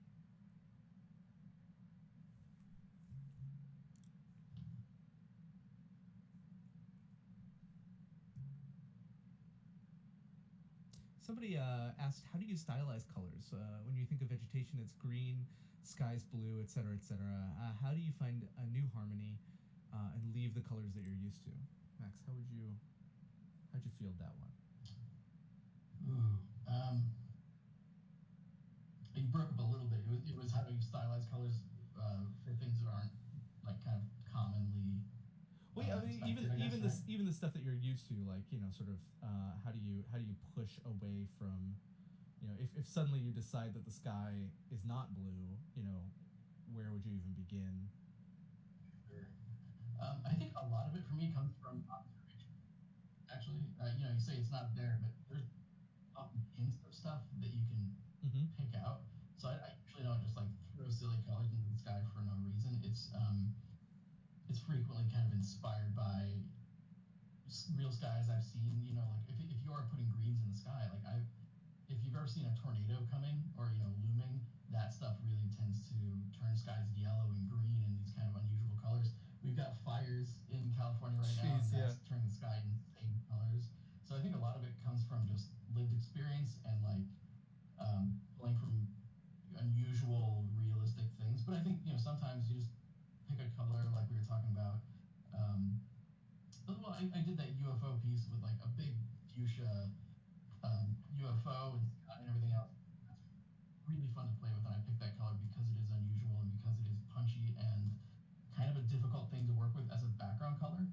Um, and I wanted to sort of prove to myself that I could, in the same way that like my red and green stalker assassin guy, I use like really difficult colors to manage as a challenge to myself. Mm. And so sometimes it's just I'll throw it in there just to like say, screw all the haters who think that you can't make a red background work. And like, because like All I those kind of broke haters. the rules on that, but I made it manageable. It is definitely a challenge, but sometimes that's how you break through those boundaries and kind of learn where to push at the rules. Yeah, I think that from what we were talking about earlier with like limiting your palette, if you train with your weights off, and sort of work from observation first, then you shift something completely, turn the sky, total burnt sienna orange or whatever. Then you're going to have the tools kind of to hand, in terms of how to manage that and sort of work around it and make it feel natural or right, or just like sit in space the way that you want, Yeah. in a way that that you might not if you just go straight for the stylization. Like don't eat your candy first. Start with learning the way that it does work in nature, and work away from that. I think it's pretty trite advice, but it's you hear it often for a reason. I wanted to do something in this piece. I think the composition is a little tricky for me. This tangent at the very top is a no for sure. I wouldn't put the bobber so close to the left side of frame, so I'd say like I think we're just a little bit too far out at the edges, which is something I have a problem with frequently too. By the way, I tend to pack my stuff pretty tight in frame. I think to be perfectly honest with you, I think I'm succumbing to social media, Instagram thumbnail pressures in many cases. That's real. Or also like I'm character focused, and so like I just want the character to be real big. And sometimes that negative space and that breathing room is extremely important and underappreciated. So I'm going to reframe this a little bit, just zoom out, add a little air.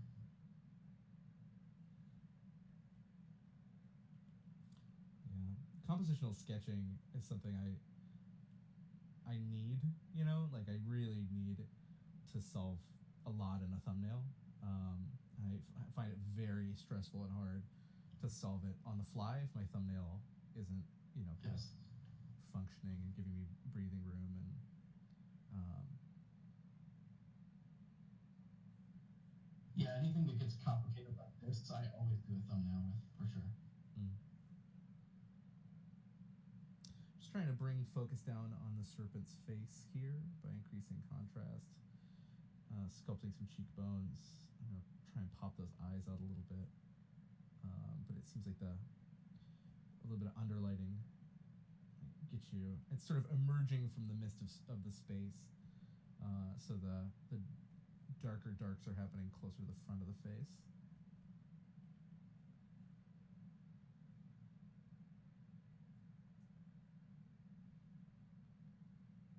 And these little characters, I mean, I've basically taken the direction of the red and funneled it down in kind of a big triangle towards the characters on the plinth here,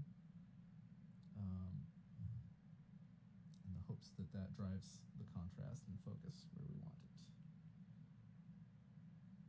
And that's still pretty cold and pretty low sat, so I think we could eke that up a little bit.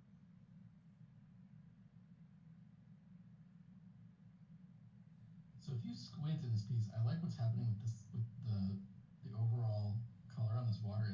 It's lighter at the top left here, where it's suggesting a light source, which is good, and then it's darker down here, which naturally does happen when you look down at water. It tends to get darker and more transparent. And it's more reflective as you look up. So I'm going to lean into that because I think that's useful. Mm. And it'll also help define the character by giving more contrast towards the top of frame. So I'm just going to push it like that. That's awesome. Good call. And then it also helps me by giving me something that I can do some reflections with, which is always fun. So I can do a little bit of this. Another way, and this is a design thing rather than a color thing, but another way to establish scale is with scale of marks, and that's the reason why in a lot of paintings you'll have the little birds, the little these little guys, just sort of to inform you, like, oh dang, he's huge. We could do that with the little birds, kind of in the space to establish that contrast. But we can also do that with the scale of mark making on the character. So rather than relying just on a trick like throwing some white birds in there when you don't really want little white birds in your universe, maybe getting into the details here, and this looks kind of like what am I thinking of? Is it a coelacanth's tooth? Hope you're not at me. I have no idea. I don't know yet. I'm trying to explore this design a little bit, but it has kind of that single plate tooth look of a certain dinosaur whose aquatic dinosaur whose name escapes me right at the moment. I think it's a coelacanth. And maybe just a little bit. I'm not saying this is the right move per se, but some smaller scale detail around the center of the face. Where you're going to be looking, is where you want to sell scale. So if I'm driving the focus to the face of the serpent, that's where I want to see, maybe you want to throw a couple little like barnacles or freckles on it, or just anything you can do. And it's not like, oh, go in there and fill it with detail. That sucks. It's not what you want. You just want to have a little bit of detail right where you need to look for it that tells us how big this thing is, because that's going to help us feel awe and terror. Cool. And I want to feel awe and terror. So friggin' help me. I am not scared enough in 2020. I would like to be scared by your giant snake, please. Please make me more afraid with your art.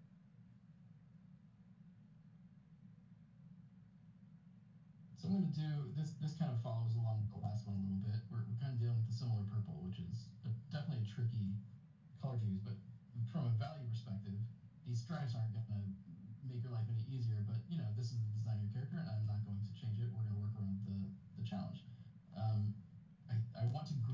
values more carefully. So I want to try to combine some of these values by reducing the contrast between that and the stripes.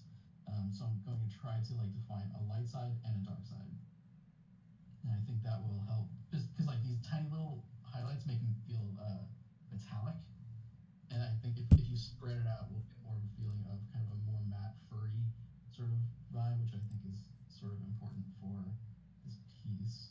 I think they were going for a furry vibe. Yeah.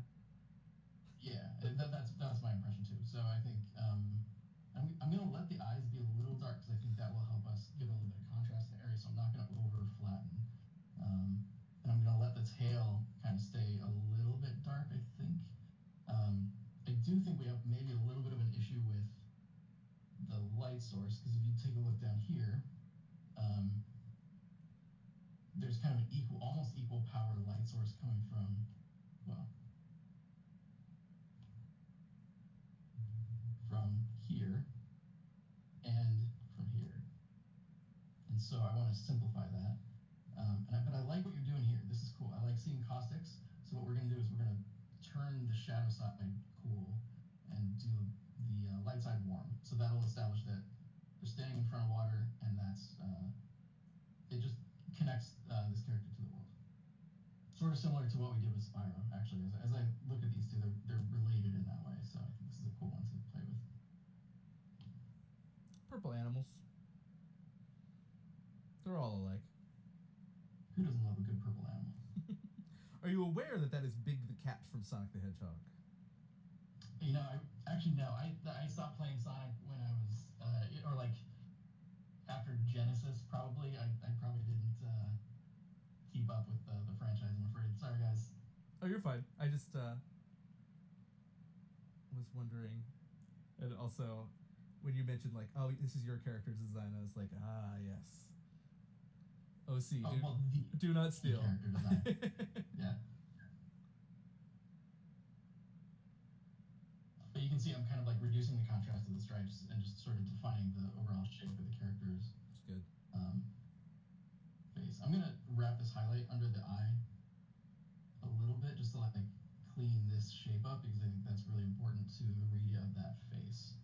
You know, like if you get too many sort of like disconnected things or like unclear shapes, like and when I say shapes, I'm like, this is a nice clear face mask kind of shape that I want to define. So I'm just gonna hit it really hard and then reduce the contrast, like kind of roll off the surface. So kind of define the difference of like form shadows and cast shadows. Just a little bit of that will help. There you go. That's nice.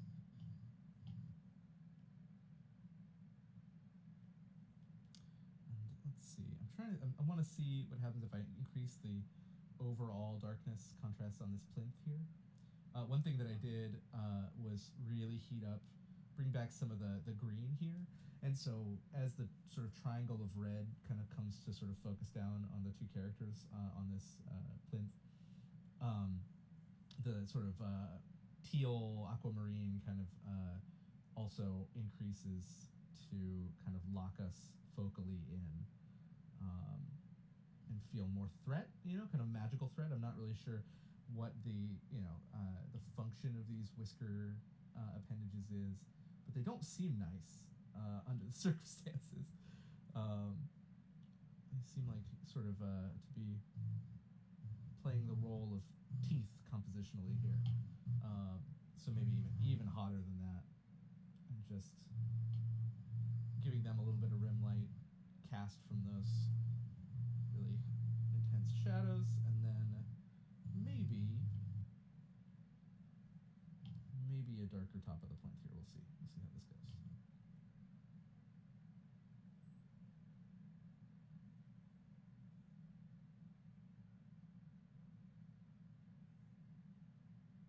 The other thing I'm seeing now is that I want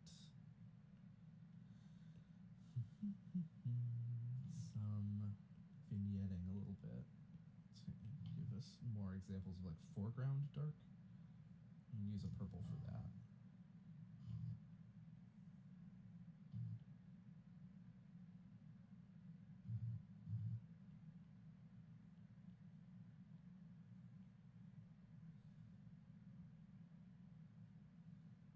And at any point we can go, we can turn this thing to 11 and really crank up some of these. I'm not sure that that's right for the balance per se, or the tone that you want. It really at a certain point becomes a question of art style.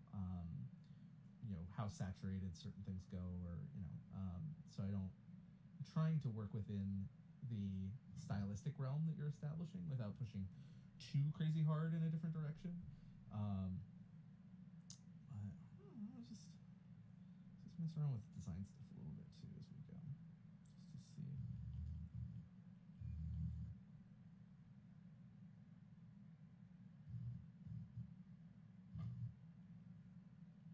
But I really like this image, and I like the sense of the world it implies, and it's got good vibes for sure. So I'm starting to take some of these shadows cooler to imply the bounce light from the water, which I really like. Because we started to do it, so I'm going to take that and run with it, because it's just kind of cool. So I'm going to try to turn a lot of these forms and simplify. And this is a good opportunity for a ambient occlusion right there. Just give it a nice little contact. Hey. It's nice to give it some color, Our old friend. I like to turn form with hue or color rather than value a lot of the time, even with, or I'll do it with both. Especially where, in the case of, I'm being a little bit loose with a lot of this stuff, of course, but if you have cool shadows, conceivably that light source is cool, and it is not connecting to that. It's getting blocked by the arm, for example. So we've got this nice, warm, rich, kind of purpley red. I'm going to use that for my contact shadow. It's not super dark, or it's not way darker than that value here, but it is describing a form change, which I like, if that makes sense. To me, it does. But I know.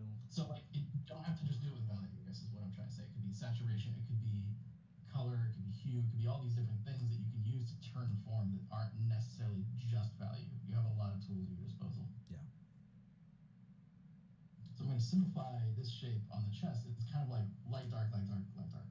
There's a lot of texture in that, and texture is a hard thing to manage, but I think you have to consider sort of the shapes you're implicitly making. Is here is one shape, here's another shape, kind of here's another shape, here's another shape, here's another shape, and then you've got sort of this patchy thing going on here. What I would say, I'm going to lean into that. I like stylizing noise and fur like that, so let's make a shape out of it, because everything you do is a shape. Whether it's implicit or accidental, you're still making shapes. So I'm going to do this. I'm just going to kind of haze it down a little bit so I have a little bit more value control, because it's just a little contrasty for me. But let's play with this. Let's lean into what you're doing here. So I'm just trying to get a nice light mid-tone so that I can push it up and down. I'm going to do the same thing to some of these others. This is actually pretty good over here, so I'm going to leave that actually. Let's look at what you did with the face, the kind of muzzle, which is working really well. Oops, come on. Make sure that's clean. Because I think that works great, That's really cool. I might pick out this whisker on the back, just for simplicity. And then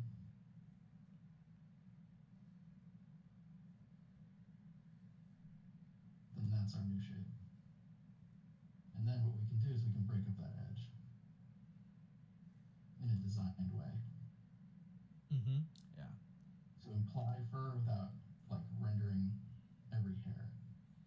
I'm such a big fan of implying fur without rendering every hair. That is so much. It's such a contrast nightmare if you don't get it right, and also you just get to echo this nice shape language you have. It's such a cool thing to be able to play with, and it's not as hard as it seems.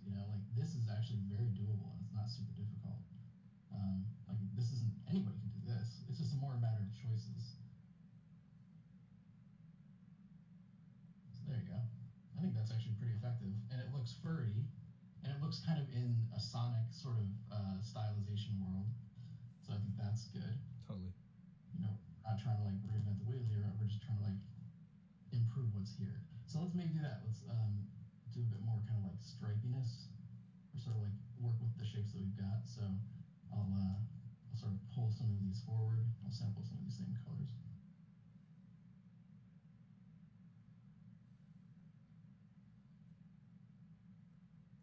I'm starting to near the point where I feel I've taken this where I want it to go.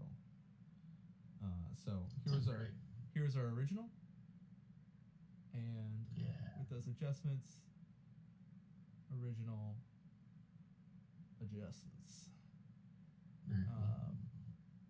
So again, I just to walk through some of the decision making there, especially with the green, because now that I've created this like kind of teal focal point around the characters sort of being intimidated by the serpent. Let me just get my line out here. So this is creating like a compositional triangle right here, but it's so intense that it felt like it needed to be affecting the clouds around it light wise. Kind of just sets the scene for it, kind of blends that striking color into the environment around it. But I didn't want it to pull focus away from the exact moment compositionally where we want it to be. So all of this stuff in the clouds is much lower saturation. Their colors relating to the teal light, but they're stepping back by inches. And here you're seeing some of that sort of just pure color differentiation. There's not a lot of value change between the blues and the reds that are kind of bouncing around in these clouds. And if you actually look at clouds, that happens a lot. There's this oh man, I mean they're not catching always like a ton of direct light, depending on the lighting scenario. And because we're outside of the realm of like photorealism here and really into more of like a Samurai Jack adjacent designiness, I don't feel compelled to like have to make sure that the clouds are receiving light that looks like real world cloud light, and that everything has the like red where it would naturally have the red if there was this much red and stuff like that. We don't really need to get into that. We just need it to draw our eye where we want our eye to go. And so I think that's where I'm at with that one. Personally, for me, if it were my own piece and not knowing anything about the story, I would add like little babies. Is fully a design decision, but I don't know who this being is and whether they would have little like children, but it's just a fun scale thing. Gives you more creatures to play with, and those are both fun wins. So instead of just the like flock of generic white birds, you could have sort of smaller sort of riffs on the serpent surrounding it, or you could knock them back in space even further. There's so much you can do, if we get away from just sort of color questions, and we can sort of imply coils of the snake like going in and out of the clouds. And now I'm getting into it. All right, well, here we go. It's too late now. Gotta paint more snake.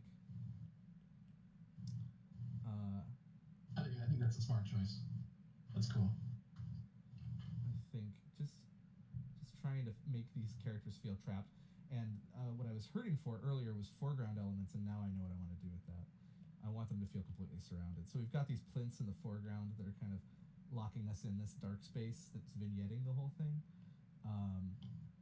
What we're going to add to that is some coiling snake body that frames it all.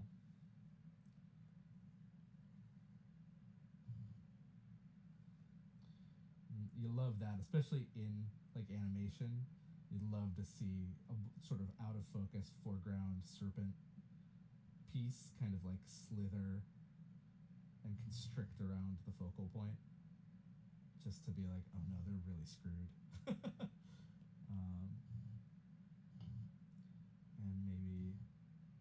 maybe we get to see the end of the tail, but it's like all the way over here, so they are in this thing's realm now, and it's not a good situation.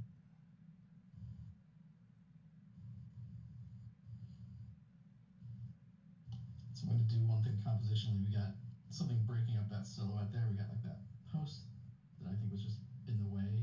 So I'm going to get rid of that because I think that's just distracting the composition. And again, I think we also have like local contrast kind of balance issues here. So I'm going to reduce the wood grain because it's just not that important. I'm overdoing this with the purple shadows, but I like what you're doing, so I'm gonna lean into it.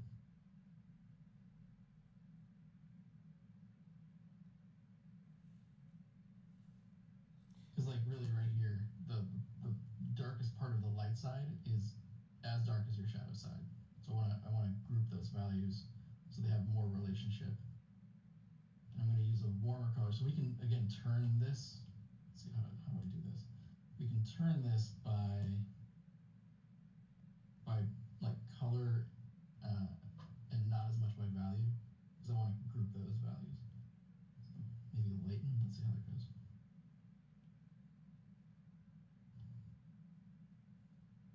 So you can still see the wood grain. I'm overdoing this, but yeah, it's still there. It's very strong. You'll forgive me if this is just cartoony and ridiculous, but it's kind of working to reduce the distractions from your focal point. I'm a little unclear about the light direction on this, so I haven't really fully committed to this. And I probably should have done, but it's too late now, and I've kept it going. But I think this is sort of close. That's not bad. That's pretty close. Then I'll just turn the opacity down this a bit, but you get the idea of what I'm doing. I'm trying to like just group the values to the point where the light side is still, generally speaking, lighter than the shadows. You know, even when there's value changes within that group. So there you go. I think that's actually not bad. And so one thing I did on this that I do frequently on a lot of my paintings. I'm gonna keep playing with this a little bit, but like I do this thing where I like to, if I have kind of a lot of color going on, I do this. It's almost like an Instagram filter. It's a total cheat, but it really works. And I like to multiply a warm color or just any light color, but I tend to use kind of like a washed out yellow orange, and then I'll screen its complement like a very dark purpley blue. In this case, I've made it more purple because of the color of the piece. And the result is that it just kind of, it's so subtle, but it just sort of pulls the colors together and reduces the contrast a little bit. Mm-hmm. You see that? Yeah. It kind of gets rid of some of the stray hues and some of that kind of distortions. So here's the original. I could definitely do more with this, but but basically the value structure is working now, and that was the biggest issue here. I'll play a little bit more with the water because obviously I'm not really doing much of the waves, but that's kind of a big commitment to start getting into waves and all this stuff. But like you could, just well, you want to try to keep your values contained. So like you don't want to all of a sudden just create so much visual noise that it takes away from your focal point. So I'm really wary of what I'm doing right now. I'm trying not to do a lot. So one thing I've been doing a lot lately in terms of final pass kind of Instagram filter style stuff, I've really been enjoying. I'll take the whole piece at the end. So I've copied it into one layer. I'll just duplicate it so that I have a comparison.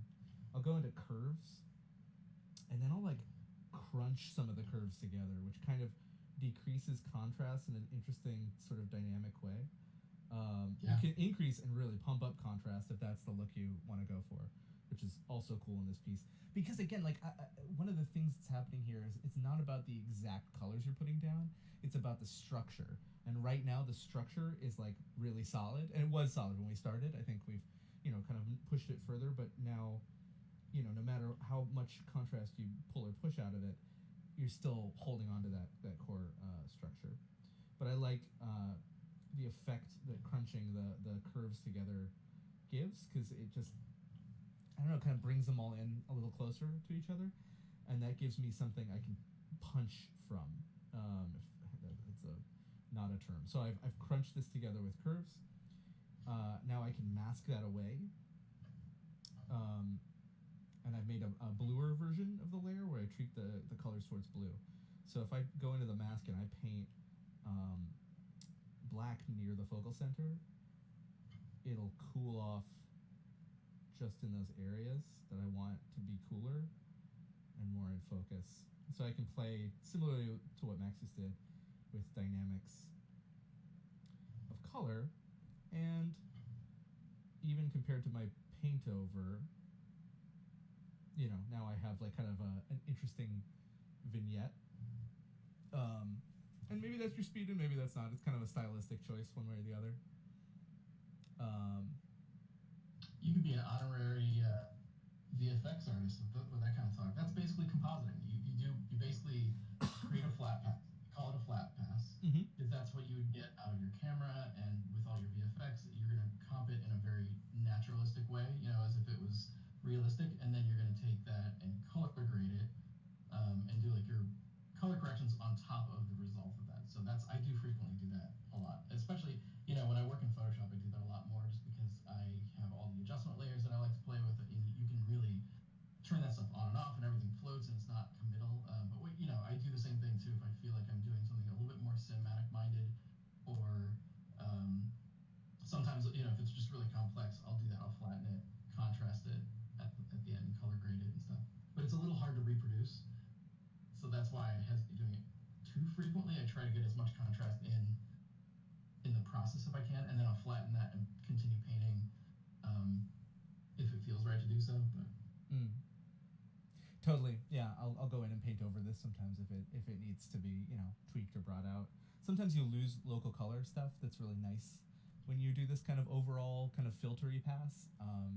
And like Max just said, yeah, going back in and like being like, oh, I lost some of the pink in these eyes, for instance, and that was really holding my attention. So I'm going to go back in there right over the top and just throw some pink back in there. I just realized I started playing with I kind of started defining the sunlight a little bit harder here, and I like what that's doing. So I'm gonna carve off some nice little hot spots just to help dim light and also give you that kind of like fringy, velvety, furry feeling, which I think is nice on a piece like this. Talk yourself in. Pop A little more off the background.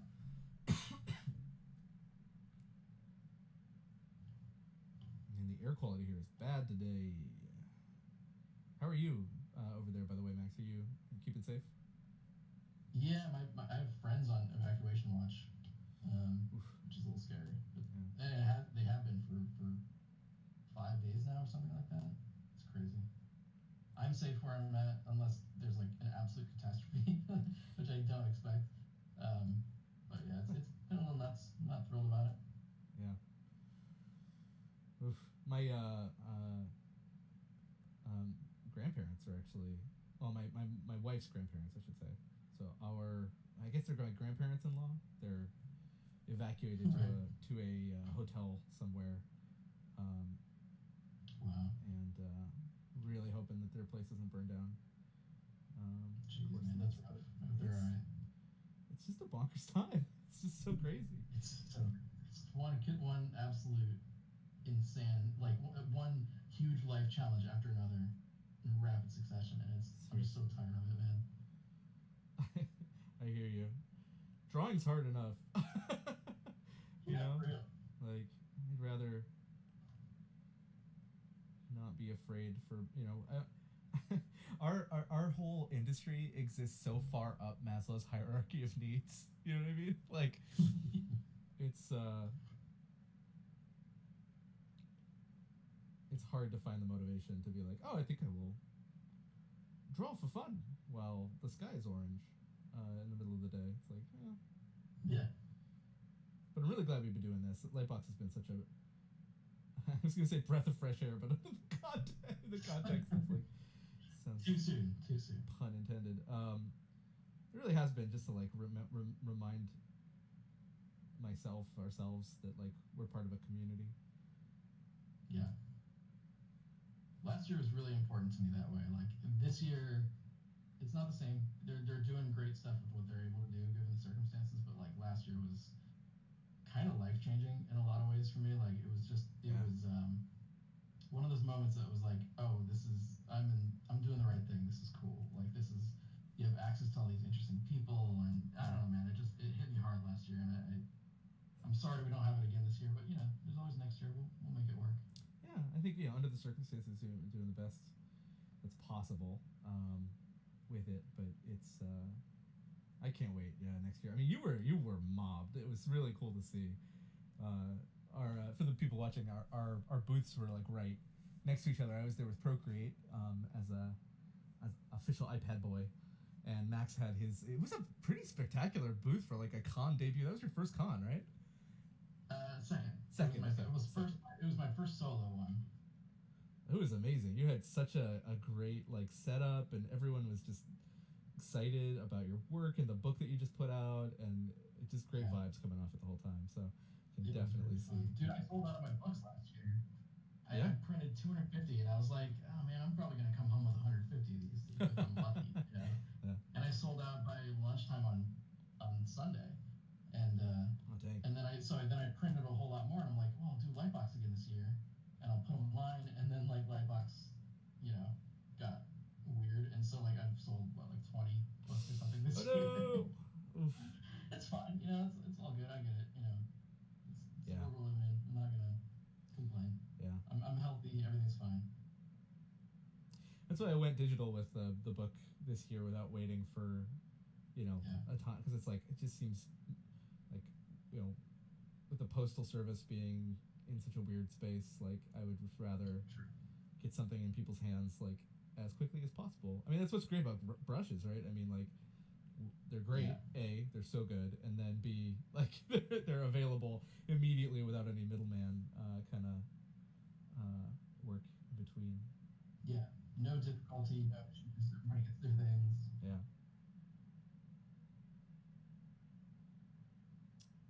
By the way, everybody, you can buy Max's brushes at maxpacks.com. It's right up top in his banner. I'm going to plug my thing too, since we're all here. Please do. I bought your book, by the way. You did? I did. Thank I you. haven't had a chance to look at it, but besides What's that? what you showed me personally. Yeah, yeah. It was a really fun project. It was kind of a labor of love. Just trying to corral like 10 years worth of work all together into one volume, and I didn't think I had enough, but it turned out I really did have enough to sort of put together a proper book. So it exists digitally, and it's at my Gumroad page. If you're on Twitch itself, the link is right below the video that's playing right now. But if you are not and you're watching through the Lightbox website, then just go to gumroad.com/Nicholas Cole, and you can grab yourself a copy. And, big thing, if you use the code Lightbox at checkout, that's $5 off the deluxe edition. So that's just today, and that will go away soon. So get them while they're hot. What's that? Really good. It's an excellent book. Thanks, man. You should be proud of that. Thanks, dude. It's cool to step back after so long, and to realize that you actually have something, Yeah.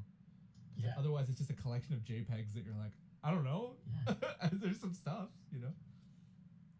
But putting together my book was a real experience. Like, it's weird to filter out your old work and go, like, that's not good enough. This is good. I'm happy with this. And it also makes you realize how, in a lot of cases, I was closer to my goal, like, earlier than I thought I was. Like, there were things happening that I'm really proud of, and I was like, okay, this is working. But I didn't see it at the time because I knew how far I wanted to go and I wasn't there yet. But like a lot of the stuff made it into my book because I was proud of the way it came out. Where at the time I don't appreciate some of the stuff that I was building in your case. Yeah, it is. I think I'm done with this guy. Please go ahead. Sorry. I think I'm done too. I'm throwing lightning bolts on this thing, and I'm really fully changing the piece, probably for the worse at this point. So. I think that's kind of cool because it helps like pull the eye towards the imperiled characters. Maybe it just defines the threat. Maybe like kind of what's scary about these. Oh, they're like fully electric. Yeah, because it's hard to paint bad breath. No, so they just do stink lines. Just True. Easy. Yeah. Happy to use that. Let's take a look. Sort of see where we landed on old Big Cat. That looks good. Yeah. So you can always do more with water, but I would say these values are working for me pretty well. You can get much more careful with the waves and stuff. I'm not going to get super into it, but I think in terms of defining a value structure, I think that's working pretty well. I'm pulling in the purples and the shadows because I think there was a little bit of that in the original. I think it's kind of nice. I could have pushed it more teal, but I think it's working. It feels a little bit in the Sonic world, kind of like charming 16-bit color range, which I like. So that's what I was sort of leaning into. Sort of like I've got sort of a triad. I've got kind of like an orange, a purple, and a green, and I think that's charming. And then I hit it with a little bit of red because bobbers are red, but it's got a little bit of purple in it Mm-hmm. to help draw your eye to the focal point.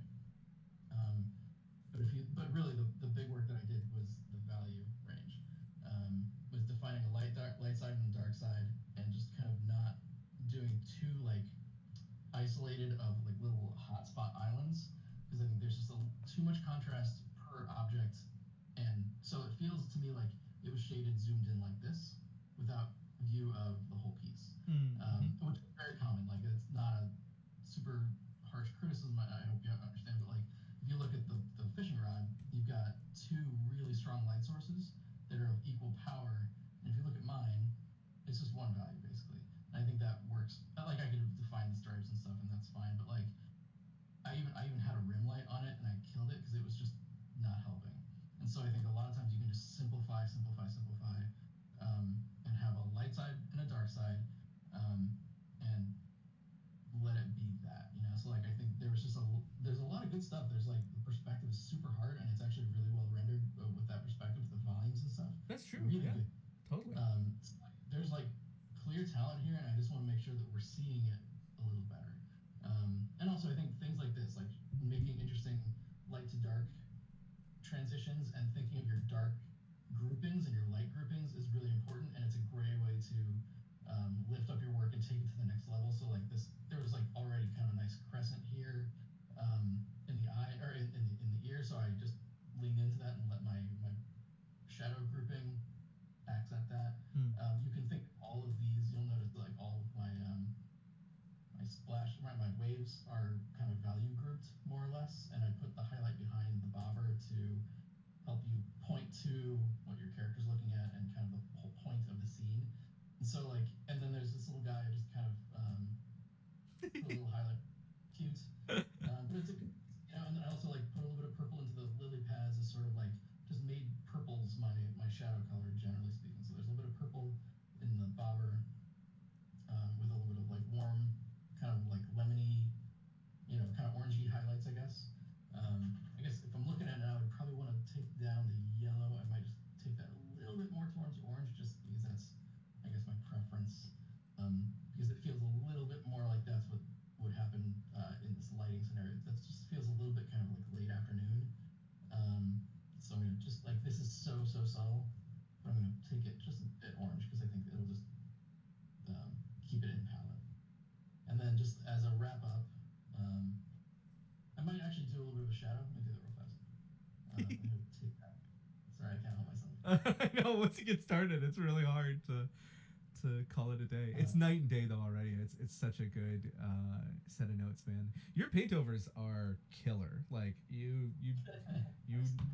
perform really well under pressure with this stuff. So I'd love to see more in the future. I'm sure everyone else would too. And then as a finishing touch, that I did that little color grade thing at the end, which is nice. I do recommend painting with that off, by the way, because your sampled colors will start to get polluted if you're not careful. Yes. Yeah. You can see what it did to the colors. This is a little bit raw. We talk about crayon box colors. This is a little bit raw. It's not much. It's not much. And this is like so subtle, but you can see the neutrals are just a little bit like dead neutral. And after this, it's has just a little bit of I don't know. It's got just a bit more personality. I don't know how else to put it, but it feels a little bit more late afternoon. It feels a little bit more relaxing and kind of sweet, and it leans it into that sort of 16-bit color range again. I think. So, and as I look at this, I think I would maybe move some of these lily pads around a little bit because they're kind of right in the line of the fishing line. So I'd just be a little bit more careful about where you're placing those. But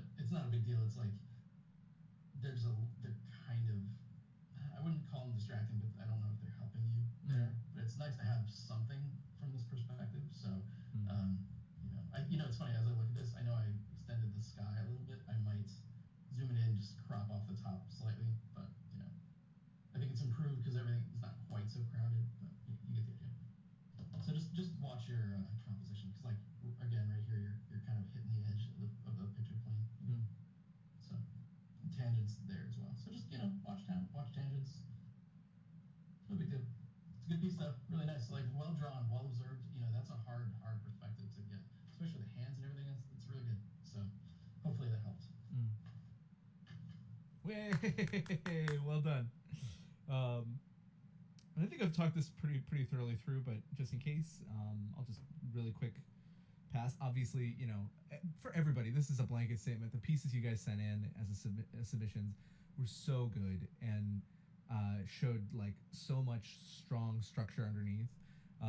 And like I said, it was really hard to like pick stuff that you could meaningfully change because there's such good fundamentals underneath there. So I hope that this was informative.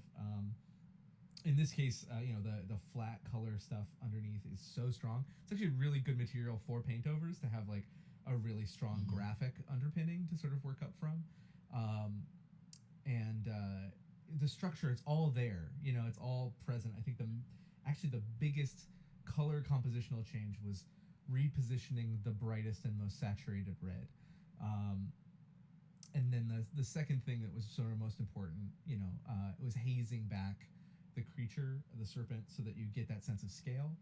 And then really everything else is just kind of driving focus to the creature's face, to the imperiled plinth standers, the main characters there, wrapping them around with foreground elements to feel more threatened and more surrounded, smaller elements to cell scale, and just kind of working some of that teal, the cool kind of highlight in the center of the frame through everything, just to really lock you in with those characters and in that space. But awesome work, and I had a lot of fun. This was good. I appreciate you guys for sticking through all the technical difficulties. But thanks, guys. I think it was worth it in the end. So with that, I know we have definitely passed the 2.5 hour mark, and I think we can call it there. What do you think, Max? I think it's good. If any of the original artists want to reach out to me for specific questions about choices I made or anything like that, I'll be happy to answer questions too. Absolutely. Yeah, likewise. If there's artists, specifically the people whose stuff was painted over on the stream, and you have questions or you want to see the files, or by all means, my Twitter DMs are open. So goes both ways. Max, just thank you so much for taking the time and for battling through. Yeah, we should do this again. This is fun. We'll figure out our technical issues next I would really like to. I really enjoyed this. I'm obviously a huge fan of your work, so I'm very flattered that you would take the time at all. So really appreciate it. Yeah, it was fun. Yeah, thanks. Awesome, man. All right, well, that's it for my Lightbox weekend. Thank you guys so much for all your time and attention. All my social media stuff and all of Max's main stuff are up on screen for you to track us elsewhere when the weekend wraps up. But have an amazing time. Go check out the other panels. Can I raid anybody? Anybody around where we can send everybody to? I'm going to be doing an Instagram live in a few minutes just for a quick Q&A to wrap up the weekend for myself. So if anybody wants to join or talk about whatever, you're more than welcome. Amazing. Okay, cool. Wait. Oh, it sounds like Zedig. Oh, yeah, that would be perfect. Let's raid Zedig's channel with these guys. So I'm going to send everybody over to Zedig's channel because he's streaming and he's incredible. Absolute art idol of mine. And those of you who are ready to head off, head over immediately to Maxi Lickney's Instagram Live. All right. Thanks, guys. Thanks, Nick. Appreciate it, man. Heck yeah. Thanks, dude. All right. Bye. See you guys.